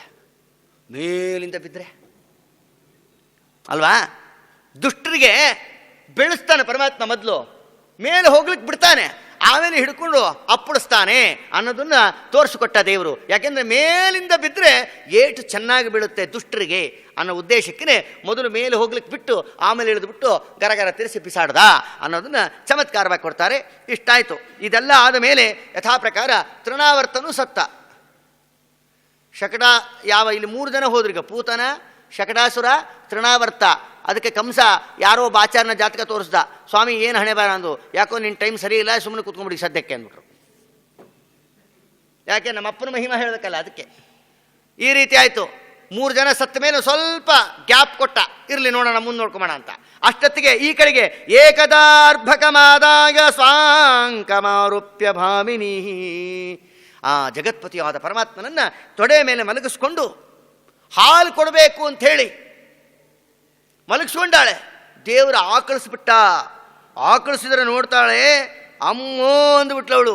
ಸಂವೀಕ್ಷ ವಿಶ್ವಂ ಸಹಸಾ ರಾಜನ್ ಸಂಜಾತವೇ ಪತುಃ ಸಂನೀಲ್ಯ ಮೃಗಶಾಭಕ್ಷಿ ನೇತ್ರೇ ಆಸೀತ್ ಸುವಿಸ್ಮಿತ. ಸಮಗ್ರ ಬ್ರಹ್ಮಾಂಡವನ್ನೇ ಪರಮಾತ್ಮನ ಬಾಯಿಯಲ್ಲಿ ನೋಡಿಬಿಟ್ಲಂತೆ. ಅಮ್ಮೋ, ಇವನು ನನ್ನ ಮಗನೇ ಅಲ್ಲ ಅನ್ಕೊಂಡ್ಲು. ಬಾಯಿ ಮುಚ್ಚಿಬಿಟ್ಟ. ಕೃಷ್ಣ ಎಟುಮುತ್ತೆ ಆಗಿದೆಯಲ್ಲ ಅಂದ್ಬಿಟ್ಲು. ಮುದೋಯ್ತಷ್ಟೇ, ಸೆಕೆಂಡ್, ಒಂದೇ ಸೆಕೆಂಡ್. ಬ್ರಹ್ಮಾಂಡವನ್ನು ಪರಮಾತ್ಮ ಇಲ್ಲೂ ತೋರಿಸ್ದ, ಮುಂದೂ ತೋರಿಸ್ತಾನೆ. ಅದು ಒಂದು ಚಮತ್ಕಾರ. ಈ ರೀತಿ ಆಯಿತು. ಪರಮಾತ್ಮ ಅಂದ, ನೀವೇನು ನಾಮಕರಣ ಮಾಡೋ ಉದ್ದೇಶ ಇಟ್ಕೊಂಡಿದ್ದೀರೋ ಇಲ್ಲ ರಾಯರ ಮಠಕ್ಕೆ ಹೋಗಿ ಮಾಡ್ಕೊಂಬರಲ್ಲ ಅಂದ ದೇವರು. ನಾಮಕರಣ ಮಾಡ್ತಿರೋ ಇಲ್ಲೋ? ಸರಿ, ಗರ್ಗಾಚಾರ್ಯನ ಗುಟ್ಟಾಗಿ ಕರೆಸಿದ್ರು. ಪರಮಾತ್ಮನಿಗೆ ನಾಮಕರಣ ಇಲ್ಲ ಅಂತಾರೆ. ಅದಕ್ಕಿಲ್ಲಂತ ಅಂತ ಜಗತ್ಪತಿಯಾದ ಪರಮಾತ್ಮನಿಗೆ ಏವಂ ಸಂಪ್ರಾರ್ಥಿತೋ ವಿಪ್ರಹ ಪ್ರಗತಿಗೀಶತಮೇವ ತತ್ ಚಕಾರ ನಾಮಕರಣಂ ಗೂಢೋ ರಹಸಿ ಬಾಲಯೋ. ರಾಮಕೃಷ್ಣರು ಅಂತ ಹೇಳಿ ಅವರಿಗೆ ನಾಮಕರಣವನ್ನು ಮಾಡಿದ್ರು. ನಾಮಕರಣವಾದ ನಂತರ ಜಗತ್ಪತಿಯಾದ ಪರಮಾತ್ಮನ ಸಂಭ್ರಮ. ಬೋರ್ಲು ಬಿದ್ದ, ಸರ್ದ. ಮುಂದೇನು ಮಾಡ್ದ? ಕಾಲೇನ ವ್ರಜತಾಲ್ಪೇನ ಗೋಕುಲೇ ರಾಮಕೇಶವೌ ಜಾನುಭ್ಯಾಂ ಸಹಪಾಣಿಭ್ಯಾಂ ರಂಗಮಾಣೌ ವಿಚೇರತು. ದೇವರೇನು ಮಾಡ್ದ ಅಂದರು ದಾಸರಾಯರು. ಅಂಬೇಗಾಲಿಕ್ಕುತಲಿ ಬಂದ ಗೋವಿಂದ ಅಂಬುಜನಾಭಾದಯದಿಂದ ಎನ್ನ ಮನೆಗೆ. ಅಂಬೇಗಾಲಿಕ್ಕುತಲಿ ಬಂದ ಗೋವಿಂದ ಜಲಚರಾಚಲವಾಸ ಧರಣಿಧರ ಮೃಗರೂಪ. ದಶಾವತಾರಗಳೇ ಹೇಳ್ಯಾರ ನೋಡ್ರಿ, ಒಂದೊಂದು ಶಬ್ದದಿಂದ ಒಂದೊಂದು, ಪ್ರತಿಯೊಂದು ನುಡಿಯಲ್ಲೂ ದಶಾವತಾರ ಇದರಲ್ಲಿ. ಜಲಚರಾಚಲವಾಸ, ಜಲಚರ ಪ್ರಾಣಿ ಮತ್ಸ್ಯಾವತಾರವನ್ನು ಮಾಡ್ತಾ ಸತ್ಯವ್ರತರಾಜನಿಗೆ ಜ್ಞಾನೋಪದೇಶವನ್ನು ಮಾಡಿ ವೇದಗಳನ್ನು ಉದ್ಧಾರ ಮಾಡಿದ ಅತ್ಯದ್ಭುತವಾದ ಪರಮಾತ್ಮನ ರೂಪ ಮತ್ಸ್ಯಾವತಾರ. ಜಲವಾಸ ಅಂದ್ರೇನು? ಮಂದರ ಪರ್ವತಾಧಸ್ತಾತ್, ಮಂದರ ಪರ್ವತವನ್ನು ಧಾರಣ ಮಾಡಿ ದೇವತೆಗಳಿಗೆ ಅನುಗ್ರಹ ಮಾಡಿದಂಥ ಜಗತ್ಪತಿಯಾದ ಕೂರ್ಮಾವತಾರ ಜಲವಾಸ. ಆಮೇಲೆ ಜಲಚರ ಜಲವಾಸ ಧರಣಿಧರ, ಭೂದೇವಿಯ ಗಂಡನಾಗಿ ಹಿರಣ್ಯಾಕ್ಷನ ಸಂಹಾರವನ್ನು ಮಾಡಿ ಭೂದೇವಿಗೆ ಅನುಗ್ರಹ ಮಾಡಿದಂಥ ಜಗತ್ಪತಿ ವರಾಹರೂಪಿ. ಮೃಗರೂಪ, ಪ್ರಹ್ಲಾದರಾಜರನ್ನು ಅನುಗ್ರಹ ಮಾಡಿದಂಥ ನರಸಿಂಹರೂಪ. ಮತ್ಸ್ಯ, ಕೂರ್ಮ, ವರಾಹ, ನರಸಿಂಹ. ಜಲಚರ ಜಲವಾಸ ಧರಣಿಧರ ಮೃಗರೂಪ. ನೆಲವ 3 ಅಡಿ ಮಾಡಿ 3 ಹೆಜ್ಜೆ ದಾನ ಕೇಳೋ ನಪ ಮಾಡಿಕೊಂಡು ತಿರುಪತಿ ನಾಮ 2 ಬಿಳಿದು 1 ಕೆಂಪುದು ಹಾಕೇ ಬಿಟ್ಟ ಜಗತ್ಪತಿ ವಾಮನಾವತಾರ. ಕುಲನಾಶ 21 ಬಾರಿ ಸಂಚಾರವನ್ನು ಮಾಡ್ತಾ ದುಷ್ಟಕ್ಷತ್ರಿಯ ಸಂಹಾರವನ್ನು ಮಾಡಿ ಸಮಂತ ಪಂಚಕ ನಿರ್ಮಾಣ ಮಾಡಿದ ದಿಟ್ಟತನದ ಮಹಾಧೀರ ಪುರುಷ ಭಾರ್ಗವರಾಮ. ಕುಲನಾಶ, ದುಷ್ಟಕ್ಷತ್ರಿಯ ನಾಶ. ವನವಾಸಿ, ಪಿತೃ ವಾಕ್ಯ ಪರಿಪಾಲನ ಧುರೀಣನಾಗಿ ರಾಮಚಂದ್ರನಾಗಿ ಅವತಾರವನ್ನು ಮಾಡಿ 14 ವರ್ಷ ವನವಾಸ ಮಾಡಿ ರಾವಣಾದಿಗಳಿಗೆ ಸಂಹಾರವನ್ನು ಮಾಡಿ ಲೋಕೋತ್ತರವನ್ನು ಮಾಡಿದ ಜಗತ್ಪತಿ. ಅದಾದ ಮೇಲೆ ನವನೀತ ಚೋರ ನಿಮ, ನಮ್ಮ ಕಥೆಯ ಕಥಾನಾಯಕ ಕೃಷ್ಣ ಪರಮಾತ್ಮ. ಲಲನೆಯರ ಪ್ರತಭಂಗ, ಬೌದ್ಧಾವತಾರ. ಅವನ ಪ್ರೊಫೆಷನ್ನೇ ಉಪನ್ಯಾಸ ರೀ. ಬೌದ್ಧಾವತಾರದಲ್ಲಿ ಎಲ್ಲರಿಗೂ ಮುಗ್ಧರನ್ನು ಮಾಡ್ತಾ ಬ್ರಹ್ಮಾದಿ ದೇವತೆಗಳಿಗೆ ಯಥಾರ್ಥ ಜ್ಞಾನವನ್ನು ಉಪದೇಶ ಮಾಡಿದ ಪರಮಾತ್ಮ ಅಂತ ಆಚಾರ್ಯ ನಿರ್ಣಯ ಮಾಡ್ತಾರೆ. ಅಯೋಗ್ಯರಿಗೆ ಅನ್ಯಥಾ ಜ್ಞಾನವನ್ನು ಉಪದೇಶ ಮಾಡ್ತಾ ತಮೋಯೋಗ್ಯರಿಗೆ ಬೇಕಾದ ಗತಿಯನ್ನು ಕೊಡಲಿಕ್ಕೋಸ್ಕರವಾಗಿ ಅನ್ಯಥಾ ಜ್ಞಾನವನ್ನು ಅಯೋಗ್ಯರಿಗೆ ಉಪದೇಶವನ್ನು ಮಾಡ್ತಾ ಯಥಾರ್ಥ ಜ್ಞಾನವನ್ನು ಬ್ರಹ್ಮಾದಿಗಳಿಗೆ ವಿಶಿಷ್ಟ ಜ್ಞಾನವನ್ನು ಉಪದೇಶ ಮಾಡ್ತಾ ಬೌದ್ಧಾವತಾರದಿಂದ ಅನುಗ್ರಹ ಮಾಡ್ದ. ಅದಾದ ಮೇಲೆ ಮುಂದೆ ಕಲ್ಕಿಯ ಅವತಾರವನ್ನು ಮಾಡಿ ಜಗತ್ಪತಿ ವಿಷ್ಣು ಯಶಸ್ ಎಂಬ ಬ್ರಾಹ್ಮಣನ ಮನೆಯಲ್ಲಿ ಅವತಾರವನ್ನು ಮಾಡಿ ಮುಂದೆ ಎಲ್ಲ ದುಷ್ಟರ ಸಂಹಾರವನ್ನು ಮಾಡಿ ಕಲಿಯುಗವನ್ನು ಸಮಾಪ್ತಿಗೊಳಿಸ್ತಾನೆ. ಮುಂದೆ ಕೃತಯುಗಕ್ಕೆ ಪಾದಾರ್ಪಣ ಮಾಡಿಸ್ತಾನೆ. ಆದ್ದರಿಂದ ಇಂಥ ದಶಾವತಾರಗಳಿಂದನೂ ಕೂಡ ಪರಮಾತ್ಮನನ್ನು ಈ ರೀತಿ ದಾಸವರೇಣ್ಯರೆಲ್ಲ ಸ್ತೋತ್ರ ಮಾಡ್ತಾರೆ. ಅಂಬೆಗಾಲಿಡ್ತಾ ಪರಮಾತ್ಮ ನಿಧಾನಕ್ಕೆ ಹೆಜ್ಜೆಗಳನ್ನಿಡ್ತಾ ಹಿಡ್ತಾ ಇಡ್ತಾ ಇಡ್ತಾ ಹೋದ. ಯಾವಾಗ ಪರಮಾತ್ಮ ಅಂಬೆಗಾಲಿಡುವ ಅವಸ್ಥೆಯನ್ನು ದಾಟಿ ಸ್ವತಂತ್ರವಾಗಿ, ಔಪಚಾರಿಕವಾಗಿ ಹೇಳಿದ್ದು, ಅವನು ಯಾವಾಗಲೂ ಸರ್ವತಂತ್ರ ಸ್ವತಂತ್ರನೇ, ಎದ್ದು ನಿಂತುಕೊಂಡು ಸ್ವತಂತ್ರವಾಗಿ ನಡಿಲಿಕ್ಕೆ ಓಡಾಡಲಿಕ್ಕೆ ಶುರು ಮಾಡಿದ್ನೋ ನಮ್ಮ ಸ್ವಾಮಿ ಮಹಿಮಾ ಶುರುವಾಯಿತು ತುಂಟುತನ. ನಮ್ಮ ಭಗವಂತ ತುಂಟುತನ ಹೇಗೆ ಮಾಡ್ದ, ಎಷ್ಟು ವೈಭವದಿಂದ ಮಾಡ್ದ, ನಾಳೆ ಬರ್ರಿ ಹೇಳ್ತೀನಿ.